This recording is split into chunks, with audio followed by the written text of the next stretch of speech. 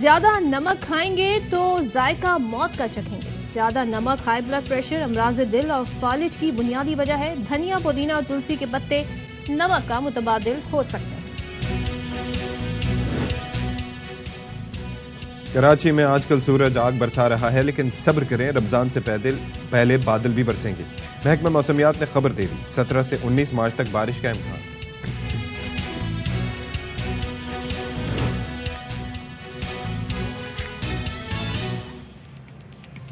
हाँ जी, तो जैसे हमने टॉप स्टोरी से पहले कुछ गुफ्तगू की कि जो ट्रेंड आजकल चल रहे हैं हमारी सियासत में, और सियासत की नज़र फिर इदारे भी हो रहे हैं और वहाँ पर भी इल्ज़ामात पर सियासतदानों की जानिब से आयद किए जा रहे हैं। सुप्रीम कोर्ट के जज जस्टिस मज़ाहिर अली अकबर नकवी पर आए तमाम इल्ज़ामात बेबुनियाद करार दे दिए गए हैं और मज़ाहिर नकवी के ख़ानदानी ज़राए ये बताते हैं अशफाक के तमाम इल्ज़ामात और जो रेफरेंस है वो बददियनती पर और गुमराह कुन है, झूठ पर मबनी है। लाहौर कैंट के घर की खरीदारी और बेटी की फीस से मुतालिक जो उन पर इल्ज़ामात लगाए गए थे वो भी गलत हैं और सारे सबूत के साथ ये इल्ज़ामात मुस्तरद कर दिए गए हैं।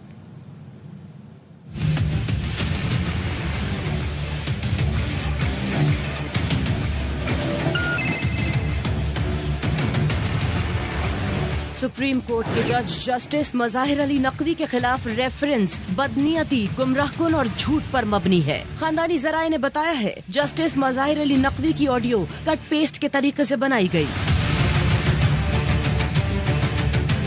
जस्टिस मज़ाहिर नकवी और पोता 10 नवंबर 2022 को प्राइवेट गाड़ी में सफर कर रहे थे। खानदानी जराए का कहना है पुलिस ने गाड़ी काले शीशों की वजह से रोकी और जस्टिस मज़ाहिर नकवी से बदतमीजी की। जस्टिस मज़ाहिर अली नकवी के रोकने के बावजूद पुलिस ने वीडियो बनाना शुरू कर दी। जस्टिस मज़ाहिर के कॉल करने पर पुलिस अफसरान और सेक्रेटरी पंजाब असेंबली मोहम्मद खान भट्टी पहुंच गए। सेक्रेटरी असेंबली मोहम्मद खान ने वाक़े से मुताल्लिक उस वक्त के वज़ीर आला परवेज इलाही को आगाह किया।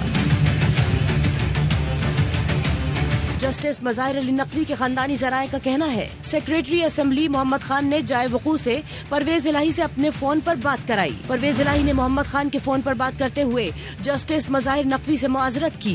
परवेज इलाही ने किसी केस के सिलसिले में अपने वकील से कहीं बात की होगी। परवेज इलाही के अपने वकील और जस्टिस मज़ाहिर नकवी से गुफ्तगू जोड़कर ऑडियो क्लिप बनाया गया। जो ऑडियो वायरल की गई कट पेस्ट है और जाती मफाद के लिए उसकी एंगलिंग की गई।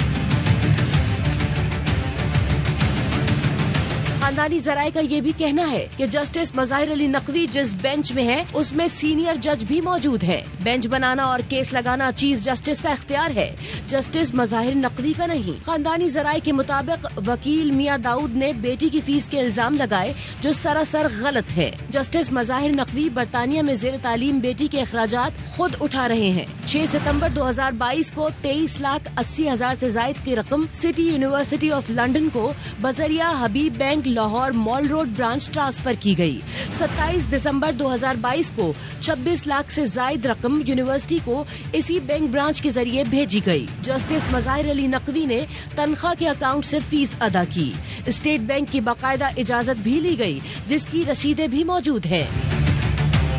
जस्टिस मज़ाहिर नकवी के defence officers housing scheme Gujranwala cantt के प्लॉट के हवाले से गुमराह किया गया। कहा गया ये प्लॉट लाखों में बेच दिया गया। जस्टिस मज़ाहिर नकवी के फैमिली जराए ने बताया हकीकत ये है कि गुजरांवाला कैंट में 620 मुरब्बा गज का प्लॉट 24 अगस्त 2006 को 47 लाख रुपए में खरीदा गया। मकान तामीर किया गया जो 16 साल बाद 2021 में मार्केट वैल्यू के हिसाब से फरोख्त किया गया। गुलबर्ग 3 लाहौर में 2 कनाल 4 मरले का घर 2021 में खरीदा और 2022 में फरोख्त कर दिया गया। गुमराह किया गया कि ये घर अब भी फैमिली की मिल्कियत है। खानदानी जराए का कहना है लाहौर कैंट का घर फ्रंटमैन के जरिए खरीदने का भी गुमराह कुन इल्जाम लगाया गया। Lahore cantt saint Johns park में चौधरी मोहम्मद शहबाज से बंगला रजिस्टर्ड सेल डीड के तहत खरीदा गया। लाहौर कैंट के घर की मालकिन बिस्मा वारसी इंतकाल कर गयी थी। कानून के मुताबिक लाहौर कैंट का घर बिस्मा वारसी के शौहर और बेटे के नाम हो गया था। घर बिस्मा वारसी के शौहर और बेटे के नाम होने के बाद जस्टिस मज़ाहिर के नाम हुआ। मुंतकली की दस्तावेज military state officer Lahore circle ने 28 जून 2022 2022 को जारी की। बंगले की राइट्स, सरकारी फीस और टैक्सों की अदायगी की गई। गुमराह किया गया कि सिविल लाइंस गुजरांवाला में एलाइट प्लाजा जज या उनके खानदान की मिल्कियत है, उसे इनकम टैक्स गोशवारे में जाहिर नहीं किया गया। हकीकत ये है कि एलाइट प्लाजा कभी जस्टिस मज़ाहिर नकवी या फैमिली की मिल्कियत में नहीं रहा। लाहौर हाईकोर्ट का जज बनने से पहले जस्टिस मज़ाहिर नकवी ने प्लाजे का एक पोर्शन किराए पर लिया था। Government employees housing foundation Islamabad में जस्टिस मज़ाहिर नकवी को मिलने वाले सरकारी प्लॉट हैं। हाउसिंग फाउंडेशन ने कवायद और ज़वाबित के मुताबिक मेंबरशिप दी। Justice Mazahir Naqvi housing society की पॉलिसी के मुताबिक एक साथ में अदायगी कर रहे हैं। जस्टिस मज़ाहिर नकवी के दोनों बेटों सैयद तसद्दुक मुस्तफ़ा नकवी और सैयद तसद्दुक मुर्तज़ा नकवी का दफ्तर Naqvi and co advocates and corporate consultants मतरूका वक्फ इमलाक बोर्ड से किराए पर लिया गया। जायदाद से मुताल्लिक कभी कोई मुकदमाबाजी नहीं हुई। मतरूका वक्फ इमलाक बोर्ड के 4000 से जायद किराए के केसों के फैसले सेक्रेटरी मजहबी उमूर ने किए। फैमिली जराए का कहना है जस्टिस मज़ाहिर नकवी और उनकी फैमिली की साख को नुकसान पहुंचाने की कोशिश की जा रही है। लोगों को उनके खिलाफ बोलने के लिए दबाव डाला जा रहा है, जिसके लिए रियासती मशीनरी का भी इस्तेमाल किया जा रहा है। जस्टिस मज़ाहिर नकवी अपनी जायदाद और असासों की तमाम तफसीलात इनकम टैक्स गोशवारों में जाहिर करते रहे। गुज़िश्ता साल का टैक्स रिटर्न 23 नवंबर 2022 को फाइल किया गया।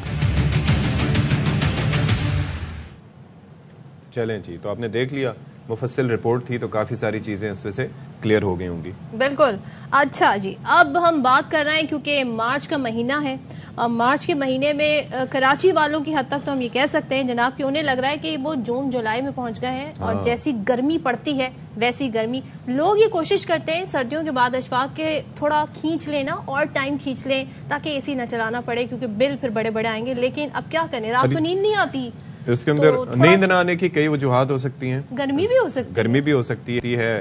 अब आपकी वजूहात क्या है मुझे नहीं, तबीयत नासाज, किसी की याद भी हो सकती है बाज़ लोगों के लिए। लेकिन बहरहाल इतने मसाइल है, किसकी याद सताती हो? हाँ, वैसे अब किसकी वैसे याद सताती हो? नहीं, मुझे तो ख्वाब में भी नोट आते हैं। वैसे नोट आते हैं, वो नोट जो कभी मिले नहीं। रुपीस आते हैं या डॉलर्स? Foreign currency. उसमें कम से कम कन्वर्जन रेट अच्छा रहता है। घूम रहे होते हैं, वेकेशन तो होते हैं, चेहरे पे मुस्कुराहट आ जाती है। ख्वाब देखने में तो कोई हर्ज नहीं। हमारे नसीब में तोशा खाना नहीं तो क्या हुआ? तोशा खाना इज द सस्ता तरीन बाजार for luxury items. Yes, but it is not for us. Yes, not for Awam, for Khawas only. हाँ जी, तो वेदर की हम बात कर रहे थे, तो अवाम से जैसे कि हम कह रहे थे जनाब देखने वालों से कि सब्र करें, सब्र का फल मीठा होता है और ये सब्र का फल आपको रमजानों में मिल सकता है। ऐसे कि आप रोजे रखें, सवाब समेटें, लेकिन प्रेडिक्शंस ये हैं कि बारिश हो सकती है। लेकिन वो रमजान से पहले हो सकती है। पहले होगी तो मौसम अच्छा हो जाएगा, बादल छाए रहेंगे। है ये कराची है, क्या कहें, ये एक दिन मौसम अच्छा होता है फिर दोबारा वैसा हो जाता है। तो 15 मार्च के बाद ये कहा गया है कि मगरिबी system, oh my God, imported system दाखिल होगा, तो जिससे गर्मी का जोर भी टूटेगा। भाई मैं तो यकीन नहीं कर रहा। क्यों? इम्पोर्टेड सिस्टम पे मुझे भरोसा नहीं। मगरबी हवाओं पे यकीन नहीं कर रहे। हाँ, लेकिन हम आगे जाके मुकर जाएंगे ना कि इम्पोर्टेड नहीं था। अच्छा, वो यहीं से एक्सपोर्ट हुआ था फिर आया। मगरबी हवाएं आएंगी तो कुछ हालात जरा साजगार भी होंगे, माहौल बनेगा कुछ हमारी मईशत की तरह। देखिए जैसे कि डॉलर आएगा तो कुछ हमारे ज़रिए मुबादला के ज़खायर बढ़ेंगे। जनाब, तो ये प्रेडिक्शंस हो गई हैं। तेज हवाएं और आंधी का भी इम्कान है, तो जो कराची वाले हैं वो जरा एहतियात भी करें, क्योंकि बड़े बड़े साइन बोर्ड्स और बिल बोर्ड्स लगे होते हैं। कराची के अलावा शुमाली इलाका जात हैं, वहां की तो क्या ही बात है। पंजाब, बलूचिस्तान, खैबर पख्तूनख्वा में भी बारिश का इम्कान है। तो इस पर बात कर लेते हैं। 17 से 19 मार्च जी, 17 से 19 मार्च। तो हमारे साथ मौजूद हैं चीफ मेट्रोलॉजिस्ट सरदार सरफराज साहब। सरदार साहब, बहुत शुक्रिया, we are honoured to have you on our show, और काफ़ी दिनों बाद आपसे बात हो रही है। ये बताएं कि जी ये कोई मगरबी हवाएं आ रही हैं, तो ये मगरबी इंपोर्टेड हवाएं कब तक आएंगी और कितनी बारिश बरसाएंगी? जी बहुत शुक्रिया जी। देखिए, जो जुलाई से सितंबर तक हमारे यहाँ बारिशें होती हैं ना, वो असल में मशरकी हवाओं के बायस होती हैं, जो मानसून हवाएं होती हैं। तो जाहिर है कि मार्च तक एटलीस्ट जी उससे पहले यानी मार्च के एंड तक कह लें कि जो भी बारिश का सिलसिला होता है तो वो मगरबी हवाओं की आमद की वजह से होता है, जो ईरान और फिर अफगानिस्तान और इस तरह पाकिस्तान में इंटर होती है, बलूचिस्तान के रास्ते से पूरे पाकिस्तान पर फैलती हैं। तो आपने देखा कि दिसंबर भी, जनवरी भी, फरवरी, तीनों महीने यानी एवरेजेस से बहुत नीचे गए, बहुत कम बारिशें हुई उसमें। लेकिन मार्च में अब ये जो है आखिरी अशरा मार्च का कह लें, इसमें अच्छा स्पेल मुतवक्के है पूरे मुल्क में तकरीबन। और उसके अच्छा, आप कह रहे हैं अच्छा स्पेल मुतवक्के है, तो इसका असर फिर हम अप्रैल में भी देख रहे हैं, रमजानों में। और क्या पूरे शहर में बारिश होगी, क्या इस हवाले से बता सकते हैं? क्योंकि हम देखते हैं पिछले कुछ अरसे से स्कैटर्ड बारिश हो रही है, कुछ जगहों पे होती है, कुछ इलाकों में, एक ही शहर के कुछ इलाकों में हो रही थी, कहीं नहीं हो रही होती। तो इसमें देखिए अभी तो जी अभी तो ये सिलसिला काफी पीछे दूर है। यानी आप कह रहे हैं कि इस वक्त ये ईरान के मगरबी हिस्सों पर मौजूद है, मगरबी हवाओं का सिलसिला। कुछ ना कुछ असरात उसके हमारे नॉर्दर्न एरियाज में भी आ रहे हैं। अच्छा। वो अफगानिस्तान के ऊपर एक उसकी एक सेकेंडरी समझ लें प्रिवेल कर रही है उसका हिस्सा, तो उसकी वजह से हमारे शुमाली इलाकों में कुछ ना कुछ इलाकों में बारिश हुई है। लेकिन कराची में और बाकी सिंध के बेशतर अजला में वही कहीं लाइट और कहीं मॉडरेट रेन मुतवक्के है। और जाहिर सी बात है कि वो स्कैटर्ड ही होती है इसमें कि भरपूर सिस्टम अगर पूरे की पूरी वेव यहाँ से गुजरे साउथ से, यानी समंदर से होती हुई कराची और इन इलाकों से गुजरे, तो फिर तो हर जगह पे अच्छी एक बारिश मुतवक्के हो सकती है। लेकिन चूंकि ये ऊपर से गुजरेगी, बलूचिस्तान से गुजरेगी, उसकी जस्ट एक्सटेंशन नीचे सिंध तक आएगी, तो जाहिर है कि एक्सटेंशन की वजह से कहीं होती है कहीं नहीं होती है, स्कैटर्ड ही रहेगी ज्यादातर कराची में। ओके, ठीक है। तो अब ये बताएं कि फिर ये आगे कब तक ये सिलसिला चलता जाएगा? चलें अप्रैल तक का तो तस्करा कर दिया सदर ने, उससे आगे भी ये चांसेस होंगे इस साल कोई अच्छी आगे? जी आगे का अभी कुछ कहा नहीं जा सकता। ये मैंने आपको बताया ना कि जैसे ये जो स्पेल है 17 या 18 से शुरू होगा, तो उसमें 21-22 तक, ज्यादा से ज्यादा कुछ एरियाज में 22 तक रह सकता है। फिर एक दो दिन का गैप होगा और फिर एक और सिलसिला आएगा, एक आध दिन या 2 दिन की, ज्यादा से ज्यादा 2 दिन की गैप के साथ। तो आगे पीछे एक तरह से ना 2 वेव्स हैं, एक तो 17-18 से लेके 21-22 तक, और फिर दूसरी 22-23 से लेके 24-25-26 तक, इस तरह से 3-4 दिन का सिलसिला होगा। तो इसके साथ साथ फिर जाहिर है ये दूसरा सिलसिला थमेगा, तो फिर एक्सपेक्टेशन ये है कि अप्रैल के पहले हफ्ते में एक तीसरी वेव आ सकती है। तो रमजान के शुरू के दिन जो है वो इंशाल्लाह अच्छे गुजरे इंशाल्लाह। तो सरदार सरफराज इस हवाले से हमें बता रहे थे। और बाकी जो रेस्ट ऑफ द कंट्री, उसके बारे में क्या कहेगा? बताया जा रहा है शुमाली इलाका जात है, पंजाब है, खैबर पख्तूनख्वा, यहाँ पे क्या सूरत हाल रहेगी? ज्यादा बारिशें होंगी या अभी यहाँ स्पेल आना बाकी है? जी यही स्पेल जो है ना, असल में बलूचिस्तान से के रास्ते से जब मगरबी हवाओं का सिलसिला दाखिल होता है तो ये फैलते फैलते पूरे मुल्क पे फैल जाता है, और सिंध से और बलूचिस्तान से होता हुआ आगे पूरे पंजाब में, यानी सेंट्रल पंजाब और फिर अपर पंजाब और फिर केपी खासकर और गिलगित बल्तिस्तान, कश्मीर, उन इलाकों में तो अच्छी तेज स्पेल मुतवक्के है। अच्छा तेज स्पेल होगा जो खासकर दूसरा स्पेल होगा इससे मुत्तसिल। अच्छा सरदार साहब, पता है क्या, मुझे ये पता था लेकिन सदफ चूंकि मासूम है, उन्हें अंदाजा नहीं था कि ये मगरबी हवाएं ये ईस्ट इंडिया कंपनी का किरदार अदा करते हुए आती एक जगह से फैलती सब जगह है। तो ये ऐसे ही है, ये ऐसे ही काम करती है। तो बहुत शुक्रिया आपका, हमारे साथ मौजूद थे तो आपने देख लिया। जिस साजिशी लोग होते हैं ना, उन्हें ऐसी बातें बहुत याद रहती हैं, कॉन्स्पिरेसी थ्योरी। जो लोग हमें देख रहे होंगे उनके बारे में आप ऐसी बात नहीं करें। हम बहुत मासूम, हमारे व्यूअर्स हैं, बहुत हमसे प्यार करते हैं, हमारे साथ जुड़े रहते हैं। उनको बताना जरूरी होता है, रिमाइंड कराना जरूरी होता है भाई, ऐसी बात नहीं तौबा। चले जी, जहाँ बारिशों का जिक्र हो रहा है तो हम आपको बताएं कि सऊदी अरब में मुख्तलिफ शहरों में धुआंधार बारिशें हो रही हैं और तेज हवाएं चल रही हैं।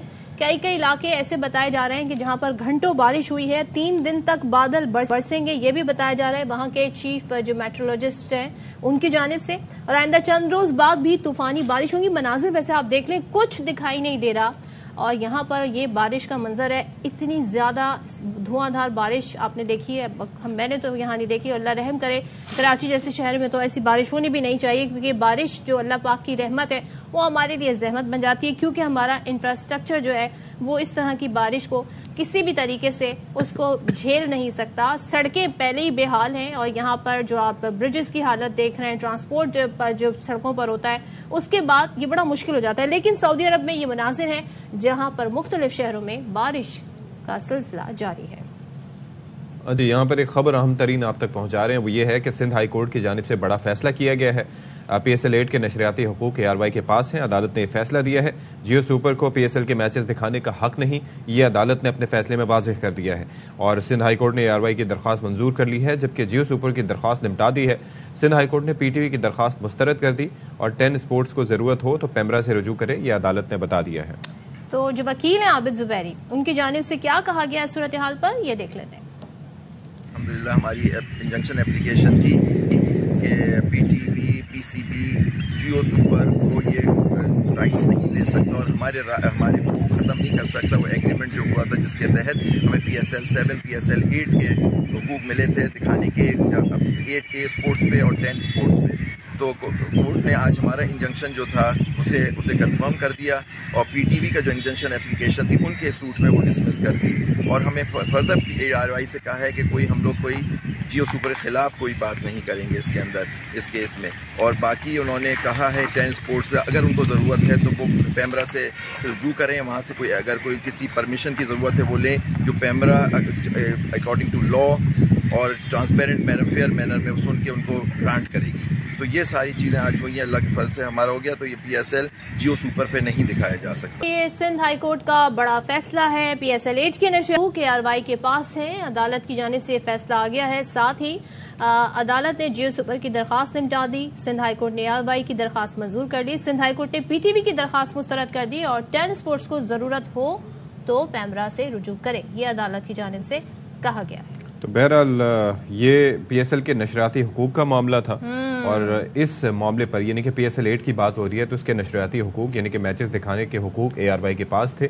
इससे मुताल्लिक फिर अदालत ने ये फैसला दिया है और कहा है कि जियो सुपर को PSL के मैचेस दिखाने का हक नहीं है। बिडिंग और भी जब हुई थी तब भी ये बिडिंग हार गए थे, बिल्कुल ऐसे ही जियो वाले। तो उसके बाद भी अदालत से इन्होंने रुजू किया और बीच में इन्होंने जब PSL का आगाज हुआ था, खासतौर पर जब इफ्तिताही तकरीब दिखाई जा रही थी PSL 8 की, वो दिखा दी थी जबकि इनके पास कोई राइट नहीं था। पहला मैच भी दिखा दिया था। फिर अदालत में जब तमाम तर मामला गया तो रोका गया कि भाई आप नहीं दिखा सकते because you don't have any right. तो अब इसको क्लियर भी कर दिया गया। तो असगर उमर मजीद बता देंगे जो सूरत हाल रह गई है। बताइएगा असगर उमर, इससे मुतालिक क्या हुआ इस केस के दौरान? जिस तरह से जाना जाता है कि दुनिया की एक बेहतरीन क्रिकेट लीग है PSL और पाकिस्तान की तो ये ब्रांड है। इस सिलसिले में ARY ने खुली नीलामी के जरिए ये मुकाबला जीता था और ये बिड हासिल की थी कि PTV के साथ मिलकर PSL 7 और PSL 8 दोनों ये ARY का एक्सक्लूसिव राइट था PTV के साथ के ये दिखाएंगे और इनके साथ साथ ARY के जाने से एक सब लाइसेंसी 10 स्पोर्ट्स को भी दिखाया जा रहा था। इसको बुनियाद बनाते हुए 2008 में जैसे ये हुकूमत की तब्दीली अमल आई तो ये कुछ निशानात नजर आने लगे कि कुछ गड़बड़ हो रही है और PTV ने जब ये वक्त आया तो उसने रकम जमा कराने में ताखिर की। ARY ने उसी वक्त कानूनी कार्रवाई की और कहा कि हम अपने हिस्से की रकम जमा कराने के लिए तैयार हैं जो जैसा कि मुआहदा हुआ है, लेकिन इसे PTV की जानिब से नहीं किया जाता तो हमें इसकी वजह से डिस्टर्ब ना किया जाए, क्योंकि ARY ने पेशगी ही ये इकदाम कर लिए थे तो उन्हें अदालत की और कानून की ये पुष्टपनाही हासिल रही कि वक्त से पहले कानून के साथ ताबुन किया गया। और अब जब 13 फरवरी को PSL का आगाज हुआ और जियो सुपर की जानिब से भी वो तकरीबात दिखाई जाने लगी और मैचेस दिखाए गए तो एक हैरानकुन सूरत हाल सामने आई कि एक वो चैनल जो पहले नीलामी में हार चुका था वो ये किस रास्ते से यहाँ पर आ रहा है। तो ARY ने फिर अदालत से रजू किया और अदालत ने पेशेंटली बहुत सुकून के साथ तमाम फरीकैन को सुना और पहले इससे ऑर्डर दिया था कि जियो सुपर को ये ना दिखाया जाए और आज तफसीली फैसला जारी किया है जो रिटर्न में अभी कुछ ही देर बाद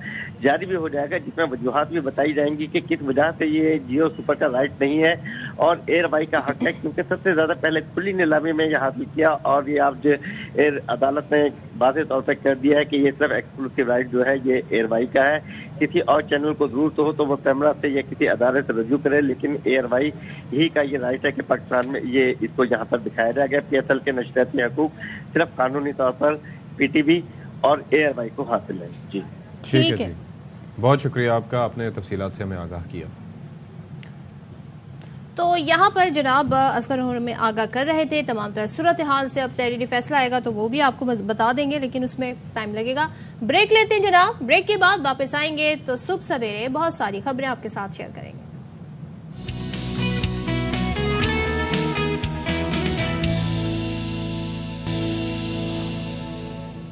चले नहीं, वेलकम बैक वंस अगेन। अब बात करेंगे अब पाकिस्तान तहरीक इंसाफ की उस रैली की जो रैली 2 दफा तो मुलतवी करना पड़ी क्योंकि शहर में दफा 144 लगा दी गई। कल बहरहाल इमरान खान साहब निकले और जैसे ही वो जमान पार्क से निकले तो काले बकरों का सदका भी दिया गया, वो मनाजिर भी सबने देखे। फिर ये जमान पार्क से दाता दरबार तक इसका रूट था, ये रैली वहां तक गई और हमने काफी ज्यादा यहाँ पर लोगों का जोशो खरोश देखा और चेयरमैन पीटीआई इमरान खान की क़यादत में जगह जगह मुख्तलिफ रास्तों से होती हुई ये रैली गई। कप्तान के इस्तकबाल करने के लिए जी बच्चे भी आते हैं, खवातीन भी आती हैं और वहां पर मर्द तो ऑलरेडी मौजूद होते हैं। नौजवान जो तबका है वो बड़ा सपोर्टर है पाकिस्तान। और बड़ी बात ये थी, अच्छी बात ये थी कि उन्होंने उनकी गाड़ी की जी अपनी सेफ्टी को मद्देनजर रखते हुए उन्होंने गाड़ी में रहते हुए और जाहिर है कि उनकी जो सेहत थी गाड़ी के अंदर से उन्होंने खिताब किया। लेकिन लोगों के लिए ये चीज बहुत बड़ी बात थी कि एटलीस्ट खान साहब उनके दरमियान मौजूद थे, वो उनको देख पा रहे थे और ये बड़ा मैटर करता है और ये एक बड़ा अच्छा डिसीजन था। बड़ा ऐलान भी किया है खान साहब ने, उन्होंने कहा है कि अब वो बाकायदा जलसा करेंगे, भला तो कहा मीनार पाकिस्तान पर, और वो ये कहते हैं 12 साल में उनका 6ठा जलसा होगा और उन्हें अच्छी सपोर्ट मिलती है जब वहां जलसा होता है। तो क्या कहा, क्या मनाजिर थे, जरा ये देख लेते हैं।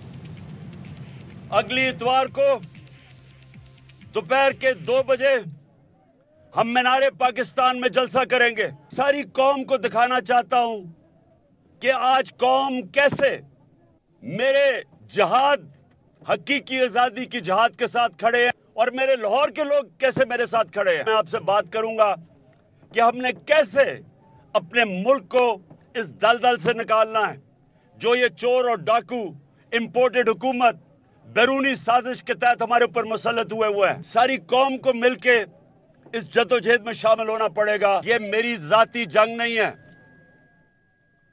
जाती मफादात के लिए कोई अपनी जिंदगी खतरे में नहीं डालता।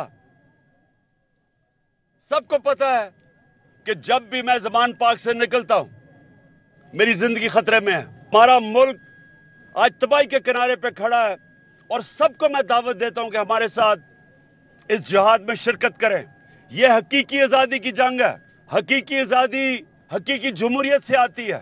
ये जो ऊपर मुल्क के बड़े बड़े मुजरिम बैठे हैं, हर किस्म का हरबा इस्तेमाल कर रहे हैं, किसी तरह इलेक्शन से हमें बाहर करें। जो इतनी देर से तोशाखाना का ड्रामा किया हुआ था, आज सारी कौम के सामने दूध का दूध पानी का पानी हो गया। जैसे ही पता चलेगा कि नून लीग और पीपल्स पार्टी की फंडिंग सामने आएगी, सारी कौम को फिर पता चलेगा कि तहरीक इंसाफ कानून के मुताबिक पैसे इकट्ठे कर रही थी और ये 2 जमातों ने कैसा पैसा इकट्ठा किया, ये अभी दूसरा इंकशाफ होने वाला है। तो ये तो खान साहब की गुफ्तगू आपने मुलाहिजा की। मरियम नवाज भी काफी इंगेज हैं और कल उन्होंने बाकायदा स्टूडेंट्स के साथ बैठी, उनसे गुफ्तगू की। वहां पर उन्होंने तनकीद की इमरान खान पर। उन्होंने कहा कि ये तो घर में छुप के बैठा है और तो बच्चों को ढाल बनाया हुआ है। साथ ही उन्होंने अपने हवाले से कहा कि मेरे खिलाफ, तोशाखाना का रेफरेंस देके कहा कि मेरे खिलाफ निकला क्या, 11 सालों में एक पाइनएप्पल। देख लेते हैं। तो ये कहती हैं कि पाइनएप्पल, तो पाइनएप्पल शायद उन्हें लगा कि कोई बड़ी चीज नहीं है। बहरहाल बहुत सारे लोग ये भी आइटम है ना, बहुत सारे लोग ये भी कहते हैं कि जी ये रिकॉर्ड तो अभी मजीद आना है और 90s का तो रिकॉर्ड आया ही नहीं जी, क्योंकि 90s में मियाँ साहब की 2 बार हुकूमत रही और 2 तिहाई अक्सरियत से रही, की 2 मरतबा हुकूमत रही, तो अभी तो शायद मजीद रिकॉर्ड। मैं तो कहता हूँ कि तोशाखाना आपको पता है कब बना था? तोशाखाना 1947? नो, तोशाखाना 1970 से शुरू हुआ, 1971 के बाद। तो तब से लेके अब तक का रिकॉर्ड जो भी है वो किस तरीके से मेंटेन किया गया, किस किस ने फायदा उठाया, किस किस ने वहां से कम निर्खों पर चीजें लेके अपने पास रखी और किस किस ने वो चीजें लेके बेची, क्योंकि बेचने में फिर आ जाता है कि आप फायदा उठा रहे हैं और वो एक अलग चीज है। तो बहरहाल तो यहाँ पर तो सारा बयान इस बात पे बनाया गया ना था, जिनके घड़ी तो अब सबकी घड़ियां निकल रही हैं। अब खान साहब ने ये फरमा दिया है कि भाई हमारी तो फंडिंग का पता चल गया है, नून लीग और पीपल्स पार्टी की फंडिंग का पता चलेगा तो फिर दूध का दूध पानी का पानी हो जाएगा। क्या जमान पार्क में आज एक्टिविटीज हैं, अब कैसे इलेक्शन मुहिम आगे बढ़ेगी और क्या हो रहा है? हमारे नुमाइंदे ख्वाजा रमजान मजीद साथ हैं, उनकी तरफ बढ़ते हैं। ख्वाजा रमजान, बताइएगा क्या मनाजिर देख रहे हैं और कल की रैली के बाद आज क्या जरा सब चिल कर रहे हैं, सुकून में है, या वही आप गहमा गहमी और एक्टिविटी देख रहे हैं? जी बिल्कुल, डेफिनेटली आज तो पाकिस्तान तहरीक इंसाफ के कारकुनान चिल कर रहे हैं, क्यों ना कि कल का जो क्राउड था और कल का जो पावर शो था वो उसमें बिल्कुल आप कैमरे की आंख ने उस दिखाया भी आम पब्लिक को कि हज़ारों की तादाद में कारकुनान मौजूद थे। ज़मान पार्क से लेकर जो स्टेशन और गढ़ी चौक का रूट था, लोग पैदल चलकर दाता दरबार तक गए हैं। इससे कबल जो है वो 2 मरतबा पाकिस्तान तहरीक इंसाफ की जो रैली थी, जो आइन और कानून के मुताबिक इलेक्शन अनाउंस कर दिए गए थे, उसके बाद उनको हक था कि वो अपनी रैली निकालते, जलसे करते, अपनी इलेक्शन कैंपेन करते, लेकिन 2 मरतबा रोकी गई और 1 मरतबा तो एक बहुत ही इंतहाई अफसोसनाक वाक़या पेश आया जिसमें अली बिलाल जिले शाह जो है वो जाँबाहक हो गए। ताहम जो गुज़श्ता रोज़ वाली रैली थी उसमें बड़ी तादाद में, जो हज़ारों की तादाद में कारकुनान थे और बड़े पुरजोश थे, और जो एक मखसूस रूट बनाया गया था और उस रूट के अतराफ़ में कंटेनर्स लगाकर ज़िला इंतज़ामिया की जानिब से उसे बंद भी किया गया था ताकि जो दीगर पब्लिक है, दीगर कारकुनान है, वो इस रैली का हिस्सा ना बन सके। और इसके साथ साथ ये भी SOPs तय किए गए थे कि जो गली मोहल्ले से लोग हैं वो उस जुलूस के अंदर शिरकत नहीं करेंगे। वो भी पुलिस वहाँ पे खड़ी हुई थी और उन्हें रोकने की कोशिश की गई, लेकिन जैसे ही इमरान खान ज़मान पार्क से बाहर निकले और रिहायशी इलाके की जानिब, जैसे गढ़ी चौक है, इसके आगे जो रेलवे स्टेशन है, वहाँ तक पहुँचे तो लोगों ने छतों पर खड़े होकर, बच्चों ने, ख़वातीन ने, तमाम लोग जो है वो जो PTI के कारकुनान भी नहीं थे, उन्होंने छतों पर खड़े होकर ख़ुद इमरान खान की गाड़ी पर फूल बरसाए। और इस तरह का माहौल था कि लोग खुद ब खुद उस रैली का हिस्सा बनते आए। जो मजदूरी करने वाले थे वो भी इस रैली का हिस्सा थे, जो मुलाजमत करने वाले थे वो भी अपनी रैली का हिस्सा थे। लोग काम काज छोड़कर उस रैली का हिस्सा बने और वो कंटेनर्स और पुलिस वहाँ पे कुछ भी नज़र नहीं आया और सिर्फ कारकुनान ही नज़र आए और इमरान खान की रैली ही नज़र आई। इमरान खान क्योंकि कुछ सिक्योरिटी इश्यूज़ भी थे और सिक्योरिटी इश्यूज़ की वजह से इमरान खान खुद गाड़ी के अंदर थे। वो चाह तो यही रहे थे कि अपने जो पब्लिक है, आवाम है, शहरियों के साथ, अपने कारकुनान के साथ बाहर निकल कर खिताब करें, बात करें। इससे कबल वो पहले बड़े खुद एक्साइटेड होकर अपने लोगों से बात करते थे, लोगों के दरमियान घुल मिल जाते थे और इस तरह से वो अपना खिताब करते थे। लेकिन अब चूँकि इसके बरअक्स था, मुतअद्दिद उन पर केसेस किए गए हैं जिनमें उनकी ज़मानत भी मनसूख हो चुकी है। रिसेंटली जैसे ही रात को उन्होंने रैली सुबह निकालनी थी तो रात के फिर एक लाहौर में उनके खिलाफ मुकदमा दर्ज किया गया, लेकिन एक कामयाब रैली निकाली गई है और कामयाब रैली निकाली गई, ये बता रहे हैं हमारे नुमाइंदे ख्वाजा रमजान मजीद, और लोगों की बड़ी तादाद भी हमने देखी। बहुत शुक्रिया, ज़मान पार्क से हमें अपडेट दे रहे थे। तो इससे पहले हम गुफ्तगू भी कर रहे थे अशफाक, तो कल एक और डेवलपमेंट हुई तोशा खाना की तमाम तरह मामला आने के बाद, उसमें बात करेंगे। इस वक्त शाहिद खाकान अब्बासी मीडिया टॉक कर रहे हैं।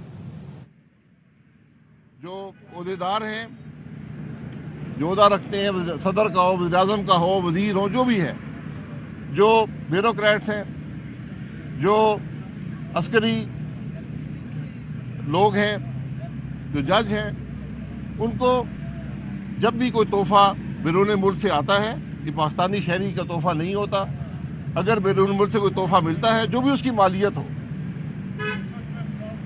उसको आप एक इदारा है जिसे तोशा खाना कहते हैं, उसमें जमा करा देते हैं। तोशा खाना उस तोहफे की मालियत का अंदाजा लगवाता है अज खुद, और फिर वो एक आपको खत भेजते हैं कि जनाब ये आपको तोहफा आया है, ये आपने रकम अगर अदा कर दें तो ये तोहफा आपका हो जाएगा। तोहफा उसकी मलकियत हुकूमत पाकिस्तान की नहीं होती। तोहफे की मलकियत जो होती है वो उस शख्स की होती है जिसको वो तोहफा दिया जाता है। लेकिन उस तोहफे को हासिल करने के लिए कानून के मुताबिक, जो कानून पिछले 50 साल से कम चल रहा है, उसको एक रकम अदा करनी पड़ती है जिसका तयन भी हुकूमत पाकिस्तान ही करती है। अब इसमें क्या जुर्म है, इसमें क्या खराबी है, ये ज़रा मुझे को बता दें, क्योंकि यहाँ पर हर रोज़ इल्ज़ाम लगाए जाते हैं। मैं बड़े वसूख से कहता हूँ, जिसने भी मेरे खिलाफ मुकदमा बनाना है इन अदालतों में दर्ज कर दे। तो पहले भी कई केसों में हूँ। हुकूमत पाकिस्तान अगर ये समझती है कि मैंने जो तोहाइफ आए हैं उनको गलत हासिल किया है या रकम अदा नहीं की या कोई और कानून तोड़ा है, तो ज़रूर कार्रवाई करें। अखलाकी तौर पर तोहफा उसी शख्स की मलकियत होता है जिसको दिया जाता है। ये तोहफे हुकूमत पाकिस्तान को नहीं दिए जाते, उस शख्स को दिए जाते हैं जो उस ओहदे पर हो, ये उसी की मलकियत होती है। यही कानून है और यही इस तोहफे का मकसद होता है। तो आज अगर ये तोहफे जो हमें बाहर से आते हैं तो उसके अलावा ये तोहफे भी मिलते हैं जो हम आज 5-5 सालों में अदालतों के चक्कर लगा रहे हैं। इसलिए ज़रा एहतियात के साथ किसी की हत्या करने से पहले ये बातें सोच लिया करें। शुक्रिया।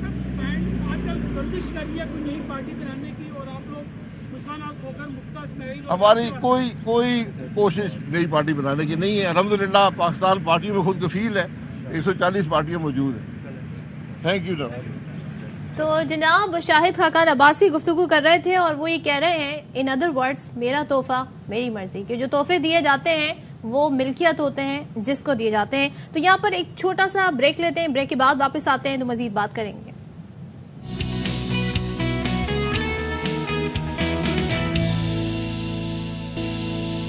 राइट जी, अब हम जरा तस्करा कर लेते हैं। जरा पिछली बात पे चले जाए अशफाक, वो तोशा खाना की, क्योंकि खबरें बड़ी तेजी से आ रही हैं। उठ के जाएंगी? नहीं, तोशा खाना के हवाले से खाकान अब्बासी गुफ्तगू कर रहे थे। उन्होंने कहा, बड़ी इंपॉर्टेंट बात उन्होंने कही कि जिसको तोहफा मिलता है उसकी मिल्कियत होता है। तो हम ये देख रहे हैं कि पिछले 11 महीने से जब से ये हुकूमत आई है, इत्तेहादी हुकूमत, इनका बयानिया ये है कि जी कैसे आपने घड़ी रख दी। तो वो कानून का इतलाक तो जो खान साहब कह रहे हैं कि जो मुझ पे हो रहा है तो फिर इन पे भी हो। एहसन इकबाल के हवाले से बताऊं कि उनका नाम भी आया कि उन्होंने भी घड़ी पैसे लौटा रहे हैं। उन्होंने वो पैसे लौटा दिए हैं 5 साल बाद। बिलाखिर जब ये तमाम रिकॉर्ड पब्लिक हुआ तो उन्होंने ये सारी कर दी। तो अब इस पे मुझे एक शेर याद आ गया। प्लीज सुबह ये शेर मुझे बड़ी मैंने लिख लिया था। क्या बात जी, की मेरे कत्ल के बाद उसने जफा से तौबा। क्या बात। हाय उस जोदे पशेमा का पशेमानो होना। आई थिंक मैंने ठीक पढ़ा। अल्लाह अकबर, अल्लाह अकबर। सुबह वैसे भी इतने अहले जुबान शायद ना जाग रहे हो। हाँ। तो खैर है, कोई बात नहीं, आपने पढ़ दिया। अहले जुबान सुबह ही जागते हैं, ये बात याद रखिए। शेर के तायद कुनिंदा, तजवीज कुनिंदा सबको हमारी तरफ से मुबारकबाद। और मतलब ये कि 5 साल बाद ख्याल आ गया उन्हें कि चले जी पैसे लौटा देते हैं। तो ये एक मिसाल कायम करनी चाहिए। बहरहाल हम जरा बात कर रहे थे नमक के मामले पे कि नमक एक ऐसी चीज है कि जिसका हमारी जिंदगी में एक जरूरत भी है। बेसिकली इलेक्ट्रोलाइट्स हमारे जिस्म में होते हैं और जब हम भागते दौड़ते हैं या खुदा नुखास्ता में जब इसहाल की या दस्त की ऐसी कोई बीमारी लाहक होती है तो उस वक्त भी इलेक्ट्रोलाइट्स का एक बैलेंस रखना बहुत ज़रूरी होता है। तो उसके अंदर जब ORS या इस तरह की कोई चीज़ हम लेते हैं तो उसके अंदर सबसे जो एक पहला टेस्ट हमारे मुंह में आता है वो नमक का आता है। खाने पीने में नमक के हम आदी होते हैं, लेकिन बाज़ औक़ात क्या होता है, बसा औक़ात ये होता है कि हम कुछ चीज़ें हद से, ज़िंदगी तवाज़ुन का नाम है, लेकिन कोई भी चीज़ जब हद से ज़्यादा होना शुरू हो जाए तो वो भले मीठा ज़्यादा हो वो नुकसान दे, चीनी नमक ज्यादा हो वो नुकसान दे, मिर्चें ज्यादा हो वो नुकसान दे। लगता है कि चीजें हद से ज्यादा जाना शुरू हो गई हैं। ये रियलाइजेशन कब होती है? आइडिया हो जाता है। मतलब ये है कि फिर आप आहिस्ता आहिस्ता उस चीज को बढ़ाना शुरू करते हैं। मिसाल के तौर पर जो स्पाइसी फूड आपको वैसे स्पाइसी नहीं लग रहा होता, आप अचानक आहिस्ता आहिस्ता उसकी क्वांटिटी बढ़ाना शुरू करते हैं तो फिर एक टाइम ऐसा आता है कि आप इम्यून हो जाते हैं फॉर द टाइम बिंग। उसके बाद उसके असरात आना शुरू होते हैं आपके ऊपर, भले स्पाइसी फूड हो, भले ज्यादा नमकीन फूड हो, भले ज्यादा मीठा एक फूड हो। अब जैसे मैं चीनी कम पीता हूँ चाय में, अब तो मुझे वो मीठा पसंद नहीं आता। बिल्कुल ऐसे ही है, चाय में मीठा ज्यादा पसंद नहीं है। इसी हवाले से जनाब हमारे साथ गेस्ट भी मौजूद हैं जो हमें इस पर मजीद भी सूरत हाल बताएंगे कि नमक खाना आपकी सेहत के लिए कितना नुकसानदेह है और क्यों हमें और कैसे नमक को अवॉइड करें। तो हमारे साथ मौजूद हैं public health expert doctor Mohammad Salman ओतो साहब। आई होप मैंने आपके नाम Suleman thank you so much. Solomon, शुक्र है सोलोमन। अक्सर ऐसा होता है, लोग सुलेमान और सलमान में कंफ्यूज हो जाते हैं। सर ये बताइएगा, अब ये जो नमक है इसकी ज्यादती कितनी ज्यादती में शुमार होती है और कितना कंट्रोल कर सकते हैं? यूजुअली खवातीन जो घर में खाने पकाती हैं तो टेस्ट चेक करती हैं, उसके हिसाब से नमक आपके हस्बे जायका। नहीं, बिल्कुल जैसे अभी आपने कहा ना कि बैलेंस मोस्ट इम्पॉर्टेंट थिंग, हम जो कहते हैं जी तवाज़ुन होना चाहिए। तो ये मोस्ट इम्पॉर्टेंट चीज़ है बेसिकली इलेक्ट्रोलाइट्स में नमक का इस्तेमाल। तो इसको बिल्कुल ज़ीरो पे तो कोई भी नहीं ले जाना चाहिए, ना ले जाता है ऑफ कोर्स। अब हमने कहा कि हम इस्तेमाल करते हैं, अब हमारे यहाँ मुख्तलिफ लोगों का जो खाने का जो एक मिजाज है वो अलग अलग है। तो अगर मैं नमक ज़्यादा इस्तेमाल करता हूँ और बचपन से कर रहा हूँ तो मेरा एक टेस्ट डेवलप हो गया, और जब तक वो पूरा नहीं होगा, जैसे आपने कहा ख़वातीन उसका टेस्ट पे बेस्ड जो है अपने खाने को बनाते हैं, तो आपका जो रूटीन है उस रूटीन में अगर वो आप ज़्यादा इस्तेमाल करते हैं तो then you tend to go for higher levels, number 1। उसमें एक और अहम तरीन बात यह कि अगर प्रोसेस्ड फूड आप इस्तेमाल करें वो ऑलरेडी नमकीन होता है और उसको एक्चुअली प्रिजर्व करने के लिए प्रिजर्वेटिव के तौर पे इस्तेमाल किया जाता है। नमक इंटेंशनली और एक खास मिकदार में वो ऑलरेडी उसमें अवेलेबल होता है। अगर आप वो इस्तेमाल कर रहे हैं तो फिर इसका मतलब ये है कि आप जो नॉर्मली नमक डाल रहे हो उससे मल्टीप्लाई कर रहे हैं, वो मल्टीप्लाई हो रहा है, कम होना चाहिए अगर मेनली टेस्ट बेस्ड। लेकिन कुछ ऐसे भी लोग हैं जो इवन उनके, मैंने जैसे कहा कि उनकी जो टेबल्स होती हैं, जो डाइनिंग टेबल्स होती हैं, उन पे अवेलेबल होता है। अच्छा सर, एक और चीज़ भी है, ये तो चले एक हो गया ना खाने की हद तक तो वी कैन कंट्रोल इट, लेकिन आजकल बाजारों में जो चिप्स मिल रहे होते हैं, जो फ्राइज मिल रहे होते हैं, जो तरह तरह के, उनके अंदर जो तबाहकुन यानी कि जो फ्लेवर से भरपूर एक चीज़ होती है, और वो फ्लेवर किसका होता है? ज़्यादातर नमक या मिर्च का होता है। वो किस तरह का उसमें यूज करते हैं? बिल्कुल ठीक बात है। देखें, ये तमाम जो इनका जो हम नाम जंक फूड जो हमने रखा है, वो बेसिकली उसके पीछे यही है कि जो मिल गया हमने खा लिया विदाउट रियलाइजिंग दैट कि वेदर इसकी मुझे जरूरत है। सर मैं बड़ा हैरान होता हूँ, पता है क्यों? कि एक इतना सा पैकेट, उसको मैंने जब उसका कैलोरी काउंट उसके अंदर पढ़ा तो उसके अंदर वो आपको पता है कितना मुख्तसर सा लिखते हैं। उसके अंदर फिर धोखा देने की भी कोशिश करते हैं कि सर्विंग साइज ये है तो इसमें इतना होगा, तो you know all the tactics they use. तो उसके अंदर 1500 कैलोरीज थी इतने से पैकेट में। एग्जैक्टली। और यही आपका जैसे कहते हैं ना कि मंत्रा होना चाहिए अपनी खाने को देखने का कि कितनी कैलोरीज इनटेक है आपका, कितना आउटपुट है। लेकिन कौन इतना बॉदर करता है? बहुत आसान है, इसमें कोई इतना मुश्किल काम नहीं है कि आपको कोई लेके वजन करना है और उस तरह करना है। आपको एक बार अपना एक बैलेंस्ड चार्ट डाइट डेवलप कर लेना है, और उसके लिए भी कोई जरूरी नहीं कि किसी एक्सपर्ट के पास ही आप जाएंगे। कोशिश करें सादा खाने की तरफ ज्यादा आएं। बिल्कुल। ये जब से देखें हम जो नॉन कम्युनिकेबल डिजीजेज हैं उनमें पाकिस्तान का नंबर जो है वो बहुत हाई हुआ है, और हमारी जो परसेंटेज है कम्युनिकेबल डिजीजेज से वो 58% तक हमारे पास NCDs हो गई। अच्छा जी। अच्छा सर, मुझे एक चीज़ बताइएगा कि जैसे आपको पता है पुदीना हमारे घर में भी यूज होता है, तुलसी के पत्ते भी यूज होते हैं, चटनी वगैरह बनाने के लिए बड़ा फायदेमंद होता है। तो ये ऑल्टरनेटिव कैसे हो सकते हैं नमक के? मतलब ये नमक के साथ तो इस्तेमाल होते हैं। जी बिल्कुल। अच्छा, धनिया का मैंने इतने नहीं सुना क्योंकि उसके अपने नुकसान भी बहुत होते हैं। खैर नहीं, बहरहाल ये सारी चीजें तो हमारे यहाँ जो ट्रेडिशनली यूज होती रही हैं, ये बिल्कुल ठीक है, इनका कोई यूज नुकसानदेह ऑल्टरनेटिव टू नमक नहीं, ऑल्टरनेटिव नहीं है ना, लेकिन उन सब में थोड़ा थोड़ा नमक है, ठीक है। और एज अ रिजल्ट अगर आप उसको उसके अपने टेस्ट पे जाएं, हमारे यहाँ पूरे साउथ एशिया में इशू ये है कि हम मसालों के टेस्ट पे जाते हैं rather than the test of the product itself. Herbs हो गई, आपका इवन गोश्त का अपना एक टेस्ट है। अगर आप उसको जैसे सादा पानी में एक बनाते हैं, वो भी पैलेटेबल खाने के काबिल होता है। एक आम आदमी, एक घर में किचन में काम करने वाली खवातीन जो हैं, वो कैसे खाने में नमक को बैलेंस करें, या उन्हें कैसे बताया जाए कि भाई ये क्वांटिटी रखें? देखें, दो तरीके हैं बेसिकली। एक तो हमारी जो रिक्वायरमेंट इंडिविजुअल की आम हालत में है 5 ग्राम्स पर डे से ज्यादा नहीं है, यानी कि 1 चम्मच समझ लें आप, ठीक है। अब उसमें यह है कि पूरे दिन में हमें अगर उतना मिल जाता है, अब उसमें अगर हम थोड़ा थोड़ा इस्तेमाल कर रहे हैं, वो जैसे इन्होंने कहा कि डिस्ट्रीब्यूट हो रहा है, अगर वो डिस्ट्रीब्यूट हो गया तो देन इट्स फाइन। और जैसे स्पेशल हालात में है, खासतौर से डायरिया, अगर कोई ऐसी सिचुएशन होती है उसमें तो ये इलाज के तौर पे हम इसको इस्तेमाल करते हैं। तो रूटीन में अगर हम देखें कि एक बिल्कुल मखसूस मिकदार से ज्यादा नहीं, अगर ज्यादा इस्तेमाल हो रहा है तो उसका अल्टरनेट ये है, जो टाइप ऑफ सॉल्ट है वो सोडियम बेस्ड ना हो, पोटेशियम बेस्ड। तो इज इट रेडिली अवेलेबल? आराम से इजीली अवेलेबल, सेम, कोई बहुत ज्यादा कीमत का भी फर्क नहीं है। सिर्फ ये है कि हमें स्विच करना पड़ेगा टाइप। अच्छा सर, ये भी बता दें, क्योंकि हर चीज को, किसी भी चीज को रोकने के लिए डिटेरेंस बड़ा जरूरी है, तो लोगों को नुकसानात भी बताएं ताकि वो उससे डरें। हाइपरटेंशन का आप बता चुके हैं, बाकी और क्या क्या चीजें देखें उसमें? हाइपरनेट्रीमिया एक लफ्ज हम टेक्निकली इस्तेमाल करते हैं। उसमें देखें, अगर हाइपरटेंशन ही सिर्फ एक ही अगर हम ले लें तो वो आपके पूरे सिस्टम को इफेक्ट करना शुरू कर देता है। आपकी जो एनर्जी लेवल है, जो आपकी मूवमेंट्स हैं, वो इफेक्ट होना शुरू हो जाती हैं दोनों सूरतों में। जब बिल्कुल कम हो जाता है तो भी, और बढ़ जाता है तो भी आप मतलब वही क्रेविंग आपको होने लगी उसी तरह के खाने की और मजीद, और आप जो है अनईजी फील कर रहे हैं और आपकी जो एनर्जी लेवल है वो कॉम्प्रोमाइज हो गया है और लेटर ऑन जब उसके कॉन्सिक्वेंस हुए तो फिर वो हाइपरटेंशन की। ठीक, thank you so much doctor Suleman, बहुत जबरदस्त आपने बातें की। जिंदगी में तवाज़ुन रखना बहुत जरूरी है, चाहे वो आपके अप्रोच हो लाइफ में या फिर खानों में नमक कुछ भी हो। जिंदगी एक तवाज़ुन का नाम है, एक प्रॉपर एयर प्रेशर, एक प्रॉपर आपकी ग्रेविटेशनल फोर्सेस। ब्रेक लेते हैं।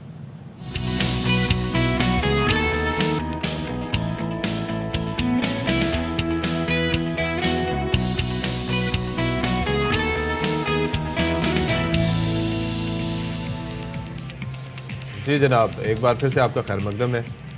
ऐसा क्यों लगा जैसे आपको कैमरे ने पकड़ लिया? कैमरे ने पकड़ लिया, मैं चुपके से चाय का सिप ले रही थी, काउंटडाउन चल रहा था तो अशफाक ने कहा वेलकम बैक। आहिस्ता आहिस्ता आपकी यादें खत्म होंगी। और आप वो जैसे जब न्यूज में, यू रिमेम्बर, न्यूज में तो आदत बता दूं, राज खोल दूं, नहीं तो पता चल जाएगा। तो खैर उसके अंदर काफी मसले मसाइल होते थे और ये देखें, ये चोरी छुपे जो सदफ ये काम कर रही है। मैंने कुछ नहीं कहा, मैं तो बस चाय पी रही थी और पढ़ रही थी कि क्या लिखा है। तो क्या लिखा है? तो बात ये है कि भाई आज बड़ी इंटरेस्टिंग चीज है। ये जो अफगानिस्तान के खिलाफ सीरीज के लिए टीम का ऐलान किया गया ना, I am very happy about it basically, क्योंकि उसके अंदर रिजवान और बाबर को उन्होंने रेस्ट दिया है। अच्छा, रेस्ट इसलिए दिया है, रेस्ट करने पे खुशी नहीं, उसके अंदर मुझे ये है कि जो नए इमर्जिंग प्लेयर्स थे जैसे Ehsanullah, he is been a wonderful bowler, Azam Khan जो जिन्होंने अपनी बैटिंग से बड़ा एक अपने आप को मनवाया है।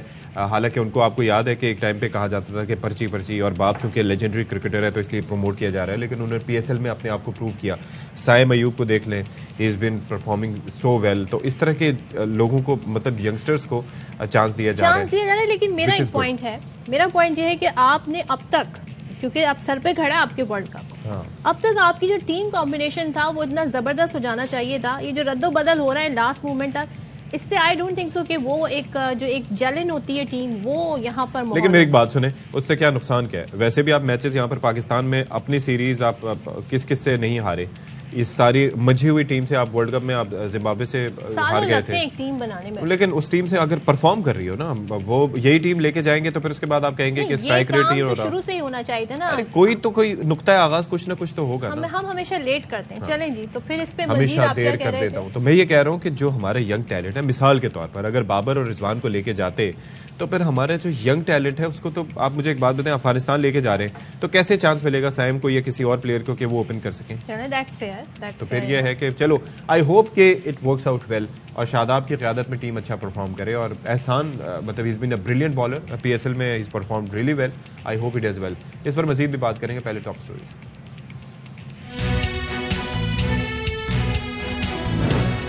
कराची में बढ़ते स्ट्रीट क्राइम से ताजिर बरादरी भी परेशान। लाइसेंस वाले असलहे से जान और माल की हिफाजत खुद करने का ऐलान, पुलिस और इंतजामिया को अल्टीमेटम दे दिया।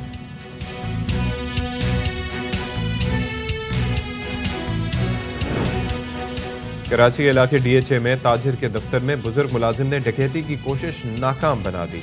डाकू को दफ्तर में दाखिल होने से रोक लिया, डाकू को बाहर धकेला और दरवाजा बंद कर दिया।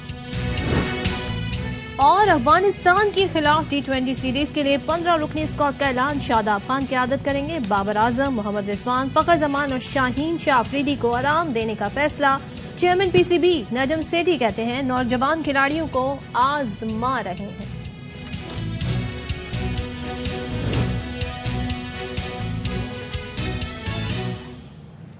अच्छा, एक जानिब तो हम देख रहे हैं कि महंगाई, बेरोजगारी और बढ़ती चली जा रही है, इन्फ्लेशन नए नए रिकॉर्ड तोड़ रही है। दूसरी जानिब आप ये देख रहे हैं कि लूट मार के वाकयात में भी अब इजाफा हो गया है और यहाँ पर राशन लोगों को इतनी आसानी से नहीं मिल रहा जितना जराइम पेश अफराद को पिस्तौल आसानी से मिल रहा है और असलहा आसानी से मिल रहा है। और जाहिर है कि उन्हें पकड़े जाने का कोई गम भी नहीं है, क्योंकि हुकूमती शख्सियात ही आके जब ये बात करती हैं कि जी महंगाई की वजह से और बेरोजगारी की वजह से लोग हथियार उठाने पर मजबूर हैं, तो फिर आगे रह क्या जाते हैं कि वहाँ भी जराइम होते हैं। कहाँ न्यूयॉर्क में दीगर सहूलतें भी आप देखें और कहाँ यहाँ। तो ये बड़े जो एक बयानात हैं, इनमें हम ये देखते हैं कि कोई सीरियसनेस नजर नहीं आती। तो जो पुलिस में गाली भेड़े हैं उनकी भी आंखें बंद हैं और ये हम देख रहे हैं कि वो भी शहरियों से लूट मार में मुलविस हैं। मुतादिद सीसीटीवी फुटेज सामने आती हैं, ऐसे ऐसे चेहरे भी साफ नजर आ रहे होते हैं, यानी लोग जहमत भी नहीं करते लूट मार करने वाले के अपने चेहरे ही छुपा लें। अब नजर आ रहा होता है मगर पकड़ में नहीं आते हैं। ना सिर्फ मोबाइल, मार्केट से करोड़ों के मोबाइल गायब कर दिए इन लोगों ने, बल्कि होटल पर बैठे लोगों को निशाना बना रहे हैं। दिन दिहाड़े ये कार्रवाइयां जारी हैं जनाब।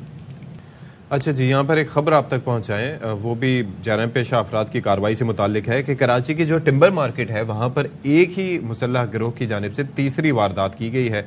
तो इससे मुतालिक हमें बता रहे नजीर शाह। नजीर शाह, ये क्या मामला है? बिल्कुल देखें, ये 2 रुकनी गिरोह है जिसने टिम्बर मार्केट में तीसरी वारदात की है। दुकानदार का ये दावा है और उसका कहना है कि असले के जोर पर मुलजमान ने मुतअद्दिद अफराद को लूटा और उसके बाद फरार हो गए। और हमने सीसीटीवी फुटेज भी हासिल की जिसमें देखा जा सकता है कि 2 मुलजमान एक मोटरसाइकिल पर पहुंचे और अलग अलग रास्तों से अंदर गए। दोनों ने शलवार कमीज और चेहरे पर मास्क उठा रखे थे और एक मुलजिम रकम और मोबाइल फोन जमा करने के लिए बाकायदा स्कूल बैग भी साया था और दीदा तरीके से उन्होंने वारदात की है। कैश काउंटर खाली करने के अलावा ये जामा तलाशी भी लेते रहे और वारदात मुकम्मल होने के बाद ये भागते हुए फरार हुए। दुकानदार का कहना है कि मुलजमान ने 75,000 के करीब रकम और मोबाइल लूटे और ये वारदात डीपीआर थाने की हदूद में की गई है। उनका ये कहना है कि इससे कबल ये पहली वारदात 25 लाख की, दूसरी 25,000 के करीब की गई थी और ये तीसरी 75,000 के करीब की गई है। ऐसे जो रवैया ठीक नहीं है, इसलिए एहतजाजन दुकानदारों ने मुकदमा दर्ज करवाने से भी इनकार कर दिया है।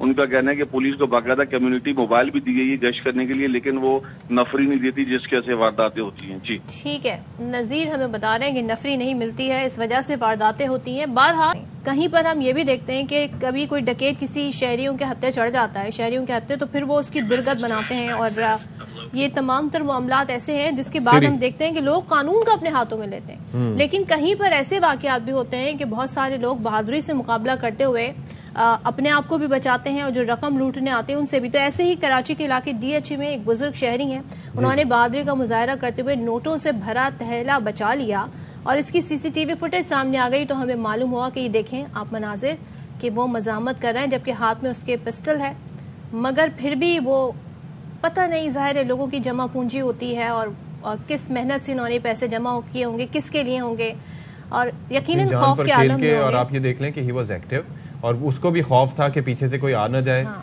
और लेकिन शुक्र है खुदा का कि उसने हमला नहीं किया, फायर नहीं किया और उन्होंने बाहर धकेल के गेट बंद कर दिया। लेकिन अच्छा जी, तो अब ये तो मामला आपने देख लिया, इंडिविजुअल कैपेसिटी में लोग कर रहे हैं, लेकिन अपनी जान पर, अपनी जिंदगियों पर ना खेलें, कोशिश करें, एहतियात करें। लेकिन कराची की ताजिर बरादरी, जाहिर है कि आप बिजनेस कर रहे हैं और लोग, आपको पता है कि लोग लूट कर ले जाएंगे, तो फिर आपका बिजनेस कैसे चलेगा? आप जो भी आएगा उसके हवाले चीजें करते रहेंगे तो फिर तो आप तो खसारे में ही रहेंगे। तो ना सिर्फ शहरियों से बल्कि बड़ी मोबाइल मार्केट्स भी दिन दिहाड़े साफ कर दी जाती हैं और उन्हें रोकने वाला कोई नहीं है। अच्छा, सदर electronics market association Mohammad Rizwan Irfan, उन्होंने ताजिर बरादरी को मशवरा दिया है कि वो लाइसेंस वाले हथियार अपने पास रखें और अपनी जान और माल की हिफाजत खुद करें। अच्छा, ये गार्ड तो होते हैं बैठे, नहीं गार्ड, अरे उनकी तरबियत क्या होती है गार्ड्स की? वो किस तरीके से, या तो फिर इतने ट्रेंड हो वो गार्ड्स कि वो निमट सके प्रॉपर्ली। दुकानदार कैसे ट्रेंड होंगे जब गार्ड ही ट्रेंड नहीं है? मेरे ख्याल में वो फिर भी गार्ड से थोड़ा सा बेहतर ही परफॉर्म कर सकेंगे अगर मामला अपनी दुकान का होगा तो। लेकिन ज़ाहिर है तरबियत हासिल करके ही होंगे, ऐसे तो नहीं होंगे क्योंकि इतनी रश वाली जगह होती हैं तो बड़ा एहतियात करना जरूरी है। अच्छा, मोबाइल मार्केट से उन्होंने ये भी कहा कि जो करोड़ों रुपए मालियत के जो मोबाइल फोन लूटे गए थे उनकी लोकेशन मंगोपीर की आ रही है, पुलिस को बता दिया गया, लेकिन पुलिस ने अभी तक कुछ भी नहीं किया। और फिर जाहिर है कि 72 घंटे का उन्होंने टाइम भी दिया। तो हमारे साथ स्टूडियोज में इस वक्त मौजूद हैं सदर कराची इलेक्ट्रॉनिक्स एसोसिएशन मोहम्मद रिजवान इरफान साहब। बहुत शुक्रिया जी रिजवान साहब, आपने हमारे लिए वक्त निकाला। भाई ये मुझे बताएं कि ये जो आपने बात की है कि अपने पास खुद लाइसेंस्ड असलहा रखें, तो ये जो गार्ड्स रखने की बात कर रही हैं सदफ, ये ज्यादा वायबल ऑप्शन है या खुद असलहा रखना ज्यादा बेहतर ऑप्शन है आपके नजदीक? देखिए, आप जो डकैती डिफेंस में एतबार गुलशन जी करोड़ों रुपए की उसमें जो है वो गार्ड मौजूद था। गार्ड को जो है वो भी जो है वो उसको मारा और उसका असला छीन के उसको भी अंदर ले गए। देखिए, जो हमारा लाइसेंस दिया जाता है हमें अपनी सेफ्टी के लिए दिया जाता है, ना कि कोई शादी में हवाई फायरिंग या जो नए साल की खुशी में हम लोग फायरिंग करते हैं, ये चीज नहीं होनी चाहिए। ये हमारे लिए जो असला है बल्कि हमारी प्रोडक्टिव होता है। बिल्कुल, आप जो लाइसेंस लेते हैं उसका मकसद ये होता है कि आप जो है अपनी सेफ्टी के लिए रहे, अपनी हिफाजत के लिए रहे। अगर वो आदमी डकैत जो है वो बाहर गार्ड को अगर वो करता है तो आप अपना असला तो इस्तेमाल कर सकते हैं ना। इसके साथ उनकी ट्रेनिंग भी तो हो ना। फिर बिल्कुल ट्रेनिंग दुकानदार उसके सामने आया, he should know कि how to operate that pistol।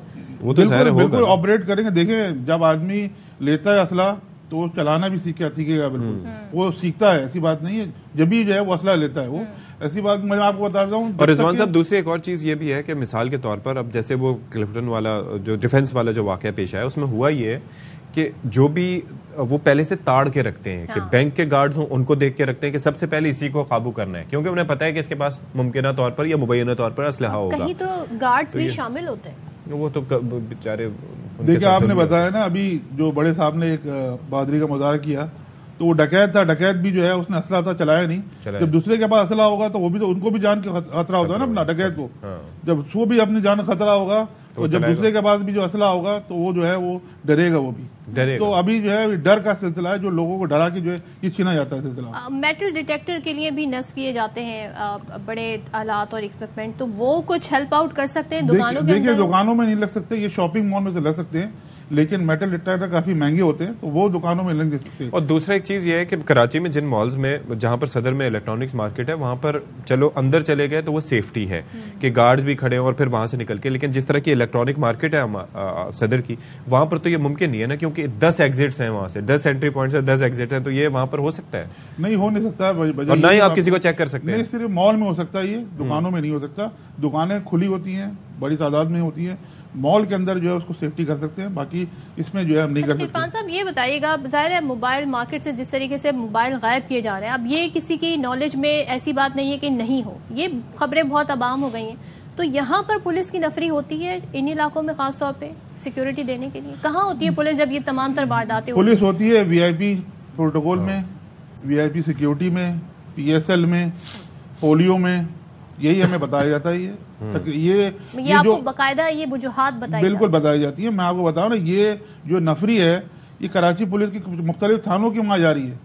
आपको तो उसके लिए स्पेशल पुलिस फोर्स बनानी चाहिए जो PSL में और जो आपके जो इंतजाम हों उसमें लगाई जाए। आपने मुताल्लिका थानों की पुलिस लगा दी तो क्या हाल होगा इलाकों में, तो आपको देखना चाहिए ना। अच्छा, आपको एक चीज मुझे ये बताइएगा कि ये जो आपके सदर के इलेक्ट्रॉनिक्स मार्केट है, यहाँ पर इस नौयत की अभी रिसेंटली कोई वारदात हुई? अभी तकरीबन कोई 2 हफ्ते पहले जो है परेडी थाने की हदूद में संडे के दिन ही 12:30 बजे 3 डकैत आए हैं। उन्होंने तकरीबन 50 लाख मालियत के मोबाइल जो है छीने हैं, और उसकी भी जो है लोकेशन, जो मोबाइल जो छीन के लिए गए उसकी लोकेशन भी मंगोपीर की आई थी। अच्छा। और ये जो हमारे जो पिछले संडे को जो छीने गए मोबाइल, वो जो पैसे छीने गए और एक क्या कहते हैं उसे मौसमियात से सच्चल के इलाके से, उसकी लोकेशन भी जो है मंगोपीर की, यहाँ से ज्यादा दूर भी नहीं है, बिल्कुल नहीं। और देखिए जो मोबाइल आईफोन या दूसरे मोबाइल छीने जा रहे हैं उसको जब वो आईफोन जो है फाइंड आईफोन में चेक करते हैं तो उसकी लोकेशन अफगानिस्तान में आ रही है। तो अफगानिस्तान में जा रहे हैं मोबाइल, वो को रोके, रास्ते से थ्रू जा रहे हैं, उसको रोका जाए। सिंध हुकूमत को टाइम दिया, अल्टीमेटम दिया, 72 घंटे का कोई जवाब आया? देखिए मेरी बात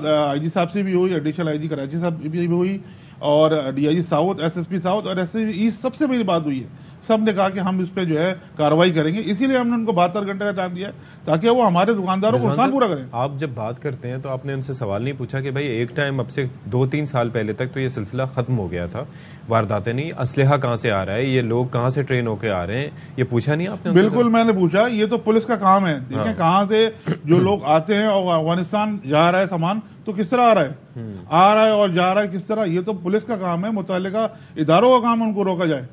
तो यहाँ तो कराची में तो कोई पुरसान हाल नहीं है, कोई जो है किसी की जो है वेरिफिकेशन नहीं है, कोई आइडेंटिफिकेशन नहीं है, सब लोग आ रहे हैं कराची में, पता नहीं पुलिस से कहाँ से आ रहे हैं, उनको रोका जाए। क्यों नहीं रखते उनको? क्राइम तो वो कर रहे हैं ना, लोकल यहाँ लोग थोड़ी कर रहे हैं, क्राइम तो वो लोग कर रहे हैं, उनको रोका जाए। हमने बार बार दरख्वास्त की मुतल्लिका थानों से भी, बार जो है अफसरान से भी दरख्वास्त की है कि रोका जाए। हम इस मुश्किल हालात में कारोबार कर रहे हैं। आप समझ सकते हैं इतनी महंगाई के दौर में मुश्किल हालात में जिस आदमी का 1.25 करोड़ का माल चला जाएगा वो तो 10 साल पीछे हो गया ना बेचारा। सही बात है। और हम लोग तो टैक्स भी दे रहे हैं, इनकम टैक्स भी दें, सारे टैक्सेस दें और उसके बाद लूट लिया जाए। और ताजिरों का ये हाल है, आवाम को तो हाल नहीं है भाई, कोई हालत नहीं है, बहुत हालत बुरी है बहुत। मैं आपको बताऊं 72 घंटे का हमने टाइम इसीलिए दिया है कि आप जो है हमारे दुकानदारों का माल रिकवर करें और जो है नहीं होता तो फिर क्या एक्शन? बिल हमारे अपनी कराची की तमाम इलेक्ट्रॉनिक मार्केटें हम बंद करेंगे, एहतजाज करेंगे। इसमें हम फिर पूरे कराची को लेंगे। पूरे कराची की जो आपने बताया अभी, देखिए हमने टिम्बर मार्केट बताया, इसी तरह बहुत सी मार्केटों में ऐसी वारदातें हो रही हैं, तो तमाम लोगों को लेकर फिर हम एहतजाज की तरफ जाएंगे।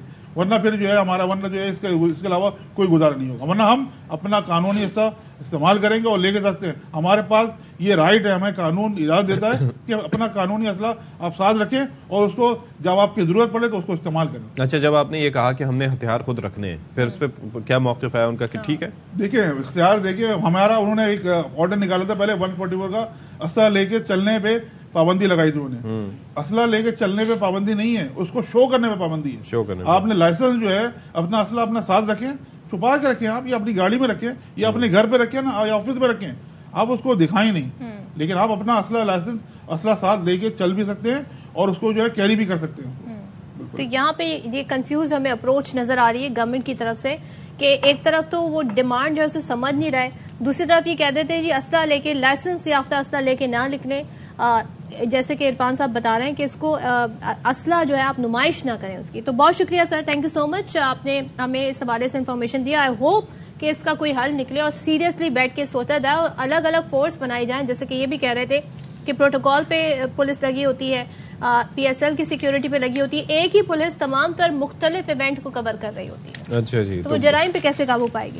इसी तरीके से जी जराइम की बात हो रही है तो ये सिर्फ कराची का ही मसला नहीं है, हम देख रहे हैं मुल्क के मुख्तलिफ शहरों में। रावलपिंडी का बिलखुसूस जिक्र करेंगे जहां एक स्टोर में 8 बरस के दौरान, अब ये जरा आप गौर से सुनिएगा, 8 बरस के दौरान 8 डकैतियां पड़ने का इंकशाफ हुआ, यानी 1 डकैती पर ईयर माह का रेशो बन गया है। मालिक ने हर डकैती पर पुलिस से रुजू किया, लेकिन ताहाल आज तक उन 8 डकैतियों का कोई मुलजिम नहीं पकड़ा गया। और लेन 5 में कायम एक स्टोर के मालिक ने हर साल वारदात पर पुलिस से राब्ता किया, मगर अब आप इसमें पुलिस की मिली भगत कहें डकैतों के साथ कि वो आज तक आजाद घूम रहे हैं। CCTV फुटेजेस जैसे कि मैंने बताया यहाँ की भी आ गई, लेकिन कोई मुलजिम नहीं पकड़ा जा सका।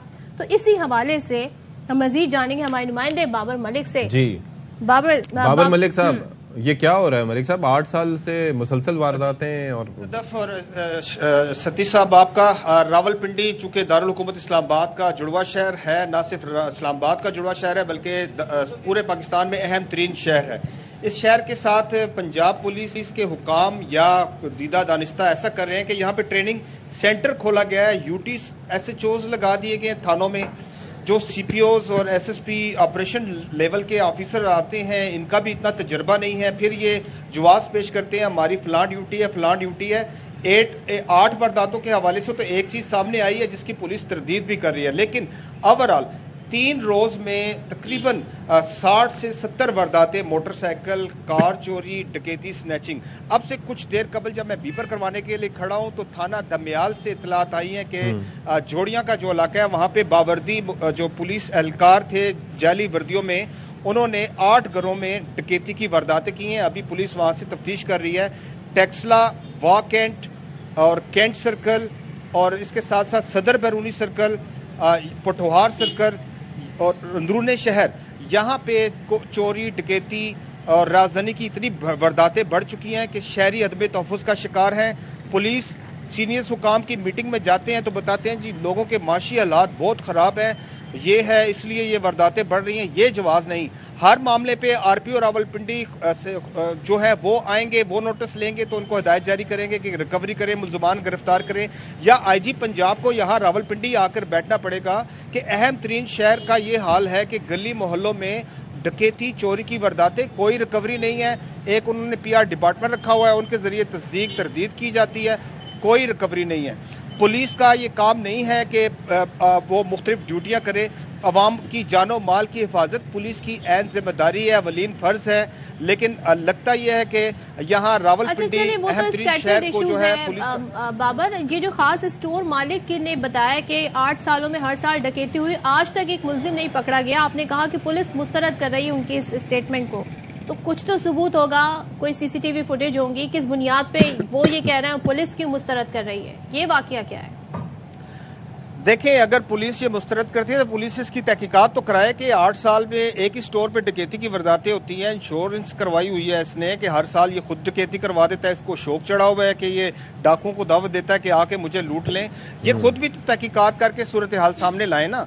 ये एक खाली एक स्टोर की बात है, तकरीबन मोबाइल शॉप्स हैं, मोबाइल लेके चलने वाले अफराद, मोटरसाइकिल वाले, कारों में। अब तो लोग राह चलती, जिस तरह कराची में हम देखते हैं खौफ रास है, यहाँ भी किसी स्टॉप पे आप गाड़ी खड़े शीशा नहीं उतार सकते, एकदम से स्नैचर आते हैं, छीन के फरार हो जाते हैं।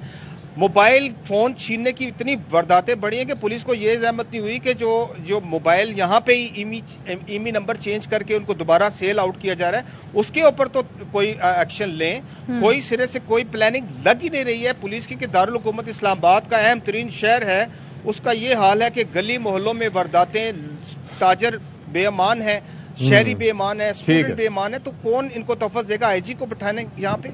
जी बहुत शुक्रिया आपका बाबर मलिक, हमें तफसीलात से आगाह रहते हैं। आई होप कि इस मामले का नोटिस लिया जाए। अच्छा जी, यहाँ पर एक खबर शामिल कर लेते हैं कि पाक बहरिया का जहाज है PNS नसर, ये ज़िलज़िला ज़दगान के लिए 100 टन इमदादी सामान लेकर शाम की बंदरगाह लताकिया पहुँच गया है और इस इमदादी सामान में खैमे, कंबल, जनरेटर्स, राशन, अद्वियात और गर्म कपड़े शामिल हैं। और इस शाम में तैनात पाकिस्तानी सफ़ीर, शाम के आला सिविल और अस्करी हुकाम ने जहाज़ का पुरतपाक इस्तकबाल किया है और तर्जुमान पाक बहरिया का कहना है कि PNS नसर इमदादी सामान की शाम में तरसील के बाद तुर्किया रवाना होगा। तो जब ज़लज़ला आया था और किस तरीके के वहाँ हालात रहे, अभी भी पाकिस्तान की जानिब से इमदाद का सिलसिला जारी है।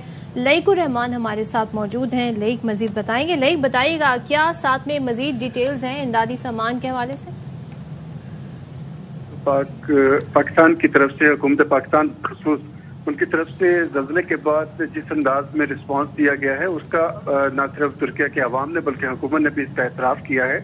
और सबसे ज्यादा PNS पाक बहरिया का जहाज जो नसर वहां पहुंचा है सामान लेकर सीरिया में, उनमें 1000 टन इमदादी सामान मजमूई तौर पर शामिल है, जिसमें खैमे हैं, कंबल है, जनरेटर्स हैं, राशन है, अद्वियात है और गर्म कपड़े हैं। शाम के आला सिविल और उसकी हुकाम समेत पाकिस्तानी सफीर उन्होंने बंदरगाह पर इसका इस्तकबाल किया है। ये बता दूं कि पाक बहरिया का दूसरा बहरी जहाज PNS मावन, वो भी इमदादी सामान लेकर 12 मार्च को रवाना किया गया है। PNS नसर इमदादी सामान की शाम में तरसील के बाद तुर्किया भी रवाना होगा, वहाँ भी इमदादी सामान लेकर जाएगा। और ये इस बात का वाज़ेह सबूत है कि पाकिस्तान बढ़ चढ़ कर इमदादी सरगर्मियों में हिस्सा ले रहा है। पाक बहरिया की जानिब से उनके जितने भी एसेट्स हैं दस्तयाब, उनका इस्तेमाल किया जा रहा है और इमदादी सामान वहाँ पर भरपूर अंदाज में बर वक्त पहुँचाने के लिए इक़दाम किए जा रहे हैं ताकि ज़लज़ला मुतासिरीन के लिए मदद की जा सके। और इसी तरह पाकिस्तान के जो दीगर महकमे हैं जिनमें NDMA भी शामिल है, वो भी इमदादी सामान की तरसील, उनकी बर वक्त वहाँ पर पहुँचने के एक इम्कानात समेत दीगर जो जरूरियात हैं उनको पूरा करने के लिए भी मसरूफ़ अमल है। बहुत शुक्रिया आपका लईकुर रहमान। चलें जी, तो ब्रेक लेंगे, ब्रेक के बाद वापस आते हैं तो फिर आपके साथ मजीद स्टोरीज शेयर करेंगे आफ्टर दिस ब्रेक।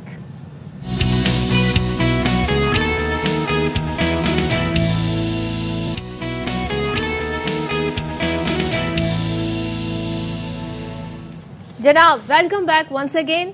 और इस वक्त हम आपको लेटेस्ट सूरत हाल से भी आगाह करें, वो ये है कि तोशाखाना से जो तहाइफ वसूल करने वाली शख्सियात की तफसीलात है, जो रिकॉर्ड सामने आया, उस केस का तहरीरी हुक्म अब जारी हो गया है, तहरीरी यानी रिटन फॉर्म में आ गया है। आबिद खान हमें इस मुतालिक बताएंगे। आबिद, बताइएगा कितने सफ़ात पर मुश्तमिल है ये तहरीरी ऑर्डर? जी बिल्कुल जी, लाहौर हाई कोर्ट के जस्टिस आसम हफीज ने 2 सफ़ात पर मुश्तमिल तोशाखाना केस का जो गुज़श्ता समाअत का तहरीरी फैसला है वो जारी कर दिया है और अपने तहरीरी हुक्म में अदालत ने करार दिया है कि एडिशनल अटॉर्नी जनरल ने पेश होकर ये बताया कि 2002 से अब तक का जो रिकॉर्ड है वो पब्लिक कर दिया गया है। दरख्वास्त गुजार का ये कहना था कि पेश किया गया रिकॉर्ड नामुकम्मल है और इसमें रद्दोबदल की जा सकती है। एडिशनल अटॉर्नी जनरल का ये भी कहना था कि मुसद्दका रिकॉर्ड अदालत के रूबरू जो है वो पेश किया जा सकता है, मगर उनका ये कहना था कि 2001 से पहले का जो और 1990 तक का जो रिकॉर्ड है वो जुज़वी तौर पर मौजूद है और उसकी हार्ड कॉपी मौजूद नहीं है जो अदालत में रिकॉर्ड पेश किया जा सके। अदालत ने एडिशनल अटॉर्नी जनरल को ये हुक्म दिया कि तमाम मुसद्दका रिकॉर्ड जो है वो अदालत के रूबरू पेश किया जाए और इसके साथ साथ अदालत ने ये भी करार दिया कि इस बात को देखा जाएगा कि जिन लोगों ने, जिन सोर्सेज ने तोहफे दिए, क्या उनको खुफिया रखा जा सकता है या नहीं रखा जा सकता है। इसे रिकॉर्ड देकर अदालत फैसला करेगी। अदालत ने फैसले में करार दिया कि एडिशनल अटॉर्नी जनरल ने रिक्वेस्ट की थी कि वजारत दाखिला की कमेटी ने फैसला किया है कि जिन ममालिक, दोस्त ममालिक ने तोहफे दिए हैं उनको सफारती ताल्लुकात की बुनियाद पर जो है उनका नाम खुफिया रखा जाएगा और उनके सामने लाया नहीं जाएगा। इस पर अदालत ने वजारत दाखिला की कमेटी का ये जो रिकॉर्ड है ये भी तलब कर लिया है और इसके साथ साथ ये भी करार दिया है कि ये कोई भी शख्स जो है वो मुकद्दस गाय नहीं है जिसको खुफिया रखा जाए और जिसका तोहफे जो है वो सामने लाए जाए। अदालत ने करार दिया कि मुतल्लिका रिकॉर्ड की जांच पड़ताल ओपन कोर्ट में होगी और 21 मार्च को अदालत ने तस्दीक शुदा जो रिकॉर्ड है वो तलब कर लिया है। जी ठीक है आबिद, आपने हमें तफसीलन आगाह किया, बहुत शुक्रिया। ऑलराइट जी, तो अब जरा हम आपकी मुलाकात एक ऐसी खातून से करवाते हैं कि जो अपनी खूबसूरती की वजह से जानी जाती हैं और मतलब हर कुछ अरसे बाद ज़ाहिर है कि हमारे साथ वो हमें उनसे बात करने का मौका मिलता है क्योंकि कोई ना कोई वो अवार्ड जीत कर पाकिस्तान का नाम रोशन कर रही होती हैं। तो ये नाम है जी इनका डॉक्टर शफक अख्तर और वो पेशे के एतबार से ऑर्थोपेडिक डॉक्टर हैं, यानी कि हड्डियां जोड़ती हैं। जस्ट इमेजिन डॉक्टर भी हैं और खूबसूरती के हवाले से टाइटल भी जीत रही हैं। ओके, ये हम आपको क्लिप दिखा रहे हैं। तो जनाब इनको मिस पाकिस्तान का टाइटल मिल चुका है, वो तो पहले ही मिल चुका है और कुछ दिन कबल वो कंबोडिया से शफक का कंबोडिया से लौटी हैं और इससे कबल तुर्की में उन्हें ये एजाज मिला था मिस पाकिस्तान का और अभी मिस ह्यूमैनिटी का। यस, अब मिस ह्यूमैनिटी का मिला है। फलाही कामों में भी बढ़ चढ़ कर हिस्सा लेती हैं। थैलेसीमिया फाउंडेशन और मदर टेरेसा चैरिटी के साथ मिलकर मरीजों के लिए काम करती हैं। तो इस वक्त हमारे साथ जी मौजूद है मिस पाकिस्तान शफक अख्तर साहिबा। Shafaq, very good morning. अच्छी लग रही हैं, प्यारी लग रही हैं। जरा ये बताइए, टाइटल आपने जीते हैं, कितने टाइटल्स हैं आपके पास? अस्सलाम वालेकुम, गुड मॉर्निंग, कैसे हैं आप दोनों? अल्हम्दुलिल्लाह। जी, मैंने पहले तो पिछले साल मिस पाकिस्तान का टाइटल विन किया है। पाकिस्तान की मैं पहली लेडी डॉक्टर हूँ जिसने मिस पाकिस्तान का टाइटल विन किया है। इसके अलावा तुर्की में मिस ऑरा इंटरनेशनल का भी मैंने टाइटल विन किया है और अभी 1 मंथ पहले मैं कंबोडिया गई थी और वहाँ पे मुझे मिस ह्यूमैनिटी का टाइटल मिला है। अच्छा, लेकिन मुझे ये बताएं शफक के पहले भी हमने आपसे ये सवाल किया था और अभी कि जब आप वहाँ पर जाती हैं तो मतलब ये कैसा एक एहसास होता है कि पूरे पाकिस्तान में आपसे बढ़ के कोई खूबसूरत नहीं है कि जो कम्पीट कर सके इस मुकाबले में? कैसा एहसास होता है ये? मुझे बहुत अच्छा फील होता है। मैं ये समझती हूँ कि ये क्राउन मेरे सर पे सिर्फ एक क्राउन नहीं है, ये एक रिस्पॉन्सिबिलिटी है मेरे ऊपर कि मैंने पूरे पाकिस्तान को रिप्रेजेंट करना है और बाकी मुल्कों को बताना है कि पाकिस्तान किसी भी चीज में कम नहीं है। अच्छा, तो ये जो मुकाबले हुआ ह्यूमैनिटी वाला, इसमें ऐसी क्या खास बात थी जो जिस वजह से टाइटल दिया गया और इसे मिस ह्यूमैनिटी का नाम रखा गया, और आपके मद्दे मुकाबिल कितने कंटेस्टेंट थे? जी, कंबोडिया में जो मेरा पेजेंट हुआ तो उसमें ऑलमोस्ट कोई 60-70 कंट्रीज थी और मुझे मिस ह्यूमैनिटी का टाइटल मिला जो कि एक बहुत बड़ा टाइटल है। मिस ह्यूमैनिटी टाइटल मिलने के पीछे बहुत ज्यादा वजूहात हैं, जैसे कि मैंने पहले भी मेंशन किया है कि मैं बहुत ज्यादा चैरिटेबल वर्क करती हूँ। सुंदस फाउंडेशन है जो कि थैलेसीमिया और हीमोफिलिक पेशेंट के ऊपर हम लोग काम कर रहे हैं और हम उन्हें ट्रीट करते हैं। इसके अलावा मैं मदर ट्रीजा चैरिटी में काम कर रही हूँ। इसके साथ मैं एजुकेशन को बहुत सपोर्ट कर रही हूँ। डिफरेंट छोटे छोटे स्कूल्स हैं, जितना मेरे से हो सकता है मैं उन स्कूल्स के लिए करती हूँ। तो और मेरा जो ज्यादा ग्लैमरस से ज्यादा मेरा ध्यान चैरिटेबल वर्क पे है। लेकिन आप कैसे, जाहिर है इसके लिए भी बड़ी काम करना पड़ता है, अपनी स्किन का ख्याल रखना पड़ता है, अपनी डाइट का ख्याल रखना पड़ता है, एक खास वेट मेंटेन रखना पड़ता है। तो आप ये कैसे वक्त निकालती हैं दोनों चीजों के लिए? मैडम, मैं ये समझती हूँ कि अगर इंसान खुश रहता है तो फेस पे भी ग्लो रहता है और आपकी जो डाइट है हर चीज मेंटेन रहती है। तो जो मेरी डाइट का, मेरे फेस ग्लो का जो राज है वो मेरी खुशी है। अच्छा, वैसे खुश तो मैं भी रहता हूँ लेकिन पैसा ना हो तो फिर भूखापन चेहरे पे आ जाता है। नहीं, मैं खुश रहती हूँ, जिससे मेरा फेस ग्लो रहता है। हाँ, देखिए मैंने आपकी बात। तो अगर सदफ कम्पीट करना चाहें तो क्या उसके लिए कोई तजावीज़ है? मुझे क्यों पहले आप सुबह ये बिल्कुल कर सकती हैं, ये बहुत खूबसूरत है। हाँ, क्या कह रही हैं सदफ? वाकईतन आप, मैं वही कहना चाह रहा था। मैं ये कह रही हूँ कि सदफ साहिबा बिल्कुल कम्पीट कर सकती हैं, वो बहुत खूबसूरत है माशाल्लाह। चले जी, हमारे चले जितवाने की आप गारंटी लें तो फिर हम सदफ को भेजते हैं, क्योंकि आप क्या चाह रहे हैं आप? जी बिल्कुल, आप भेजें, ये इंटरनेशनल टाइटल जरूर विन करेंगे। बस सुन लिया आपने सदफ। नेक्स्ट टाइम हम आपका इंटरव्यू करेंगे। Nice of you, so sweet of you कि आपने ऐसा सोचा। बहरहाल ये बड़ा एक मुझे मुश्किल काम लगता है लेकिन जैसे कि आप नहीं, ये बिल्कुल भी मुश्किल नहीं है। अगर आप कॉन्फिडेंट हो और अगर आप ये समझते हो कि ये आपकी रिस्पॉन्सिबिलिटी है कि आपने पाकिस्तान का नाम रोशन करना है और इसे अगर आप ये जिम्मेदारी समझ के इंटरनेशनली कम्पीट करते हो तो आप विन करते ही करते हो। तो फिर क्या आपके कोई कोचेज होते हैं? जरा फिर आप मुझे थोड़ा सा इन्फॉर्मेशन ही दे दें। आप ट्रेनिंग कैसे करती हैं, कितना टाइम लगता है? बिल्कुल, मेरी प्रॉपर जब मेरा पेजेंट आने वाला होता है मेरी प्रॉपर ट्रेनिंग होती है। 2 वीक्स पहले मुझे वर्कआउट करना पड़ता है, डाइट पे कंट्रोल करना पड़ता है, स्किन के ऊपर कोई मेकअप नहीं अप्लाई करना होता। अच्छा। नॉर्मली भी मैं कोशिश करती हूँ कि मेरी स्किन ऑर्गेनिक ही रहे। अच्छा, तो मेकअप अप्लाई ना करना इसकी क्या वजह, ताकि नेचुरल स्किन रहे?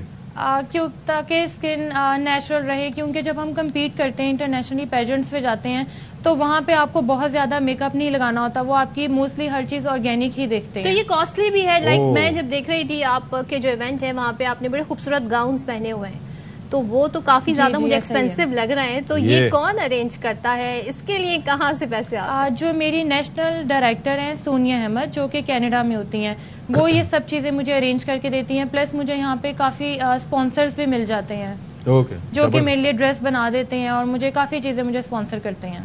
ओके, यानी कि नेचुरल होना चाहिए, स्किन पे ग्लो होना चाहिए, स्पॉन्सर्स होने चाहिए। जी बिल्कुल नेचुरल ब्यूटी होनी चाहिए। चले जी, हमने सारी चीजें लिख ली हैं जी, तो बस अब इंशाल्लाह सदफ को भेजेंगे। अब सदफ साहिबा रेडी हैं कम्पीट के लिए। सारी तोपों का रुख मेरी तरफ। Thank you so much doctor Shafa Akhtar हमारे साथ ही खूबसूरत और मिस किस्तान यकीनन वो बता रही हैं, और हम चाहते हैं कि वो और टाइटल जीते हैं, इसी तरीके से बाखबर सवेरे का हिस्सा बनती रहे और हमें ये टिप्स देती रहे कि किस तरीके से और जो लड़कियां हैं मेरे अलावा वो अगर इस टाइटल के कम्पीट करना चाहें तो वो क्या करें। अच्छा, उन्होंने बात की नेचुरल स्किन की और ओवरऑल नेचुरल, तो इसी वजह से मैं सोचता रहा कि कभी जेनर्स और कार्डेशियंस कम्पीट नहीं कर सकती इसमें, है ना?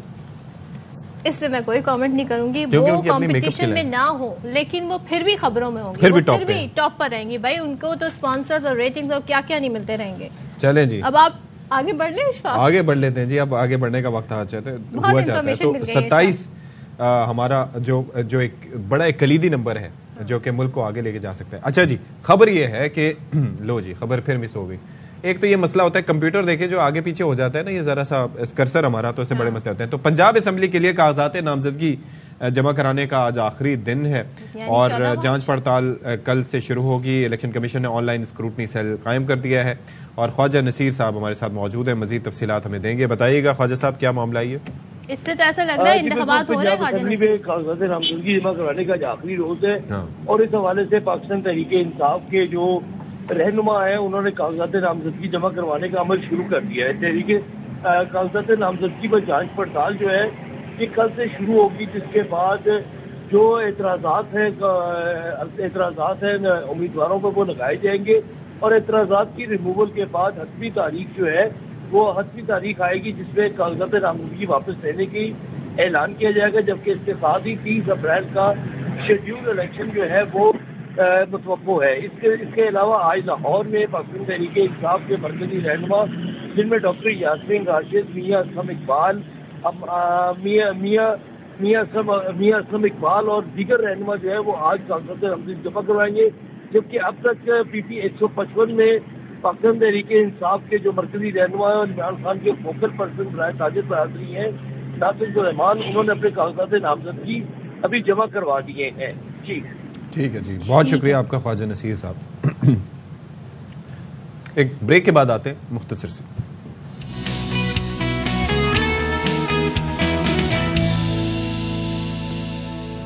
चलें जी, तो वेलकम बैक वंस अगेन। और आपको इस वक्त हम खबर भी दे दें, और खबर है तहरीक इंसाफ के चेयरमैन इमरान खान से मुतालिक खातून जज धमकी केस। इमरान खान के नाकाबिले जमानत वारंट के खिलाफ दरखास्त और वारंट गिरफ्तारी मुअत्तल कर दिए हैं।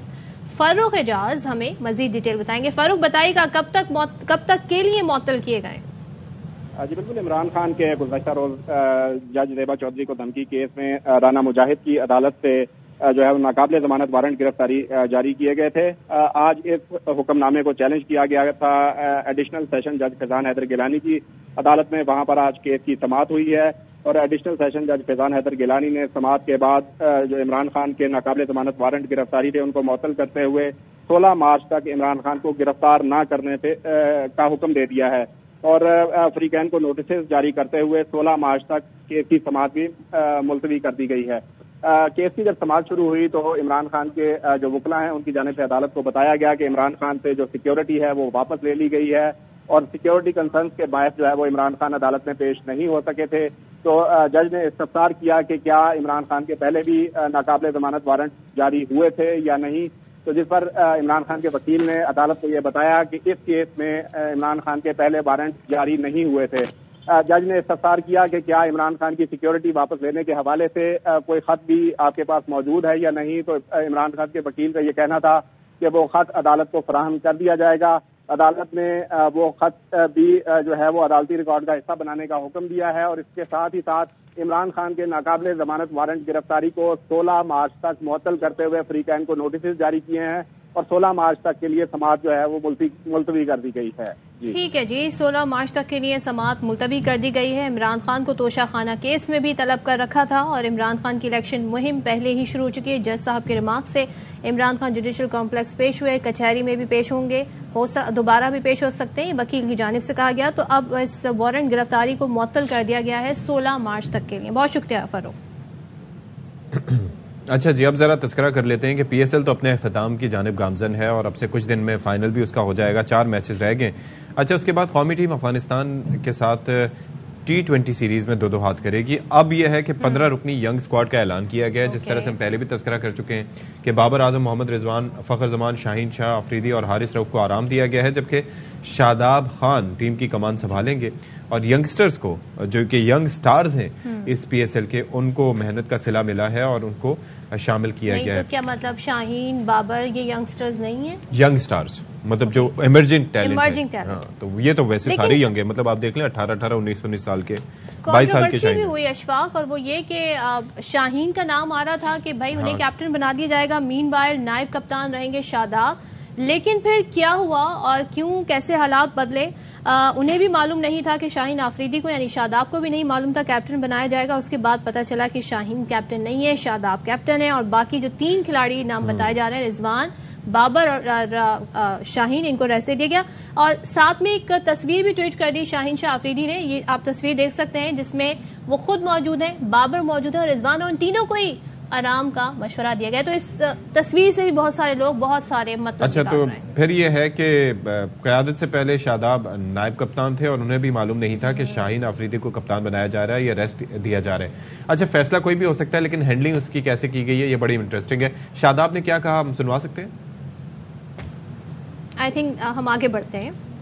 शाहिद हाशमी हमारे साथ मौजूद है, सुना सकते हैं पहले शादाब? ठीक है, पहले शादाब को सुन लेते हैं, फिर शाहिद साहब हमारे साथ होंगे।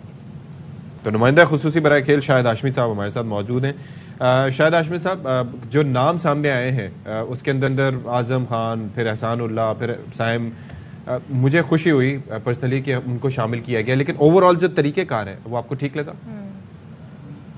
नहीं था। पाकिस्तान क्रिकेट बोर्ड पहले मीडिया में सारी चीजें आ गई, प्लेयर कश्मकश में पड़ गए, बाबर आजम कश्मकश में पड़ गए, क्या है उन्हें भी रेस्ट दिया जा रहा है, रिजवान को भी रेस्ट दिया जा रहा है। लेकिन कल सेठी साहब, इसीलिए जो मैनेजमेंट कमेटी के चेयरमैन, इसीलिए प्रेस कॉन्फ्रेंस में आया, उन्होंने क्लैरिफाई किया, उनसे ये सवाल हुआ कि आया आपने बाबर आजम से और रिजवान से, इन सारे सीनियर प्लेयर्स से रब्ता किया था? तो उन्होंने कहा सबको मैंने एतमाद में लिया है, जो एक अच्छी चीज है। लेकिन इतना ज्यादा मीडिया में हाइप बन जाना, उससे प्लेयरों में जो कश्मकश हुई और जिस तरह आपने शादाब का शॉट सुनवाया, वो इतनी अच्छी चीज नहीं थी। पहली बार पाकिस्तान क्रिकेट में ऐसा हुआ है कि इतनी यंग टीम लेके जा रहे हैं, और सेठी साहब ने इस बात पे भी बहुत बहादुरी का मुजाहरा किया कि हारते हैं तो हारने दो जी, हार जाएंगे कोई ऐसा मसला नहीं है। लेकिन इस पे बैकलैश आएगा, मीडिया में भी आएगा, फॉर्मर क्रिकेटर्स भी करेंगे। लेकिन साथ ही साथ अगर सेठी साहब उसके लिए तैयार है तो बहुत अच्छी चीज है। यंगस्टर्स को आपने चांस दिया पहली दफा, सारे यंगस्टर्स को, लेकिन इस तरह पूरी टीम का न्यूक्लियस खराब नहीं करना चाहिए। कप्तान को थोड़ा एतमाद देना चाहिए था, टाइमिंग सही नहीं थी। एक बड़ी विलीफाइड कैंपेन बाबर आजम के खिलाफ चल रही है, उससे ये लगेगा जैसे पीसीबी ने उसके आगे हथियार डाल दिए। चलें जी, बहुत शुक्रिया आपका शाहिद हाशमी साहब, नुमाइंदा खुशी बरा खेल। हैंडलिंग चीजों की कैसे होती है वो कहीं भी नहीं होनी चाहिए, उससे नुकसान ही होता है। इसी के साथ आपसे इजाजत चाहेंगे आज के लिए, अल्लाह हाफिज।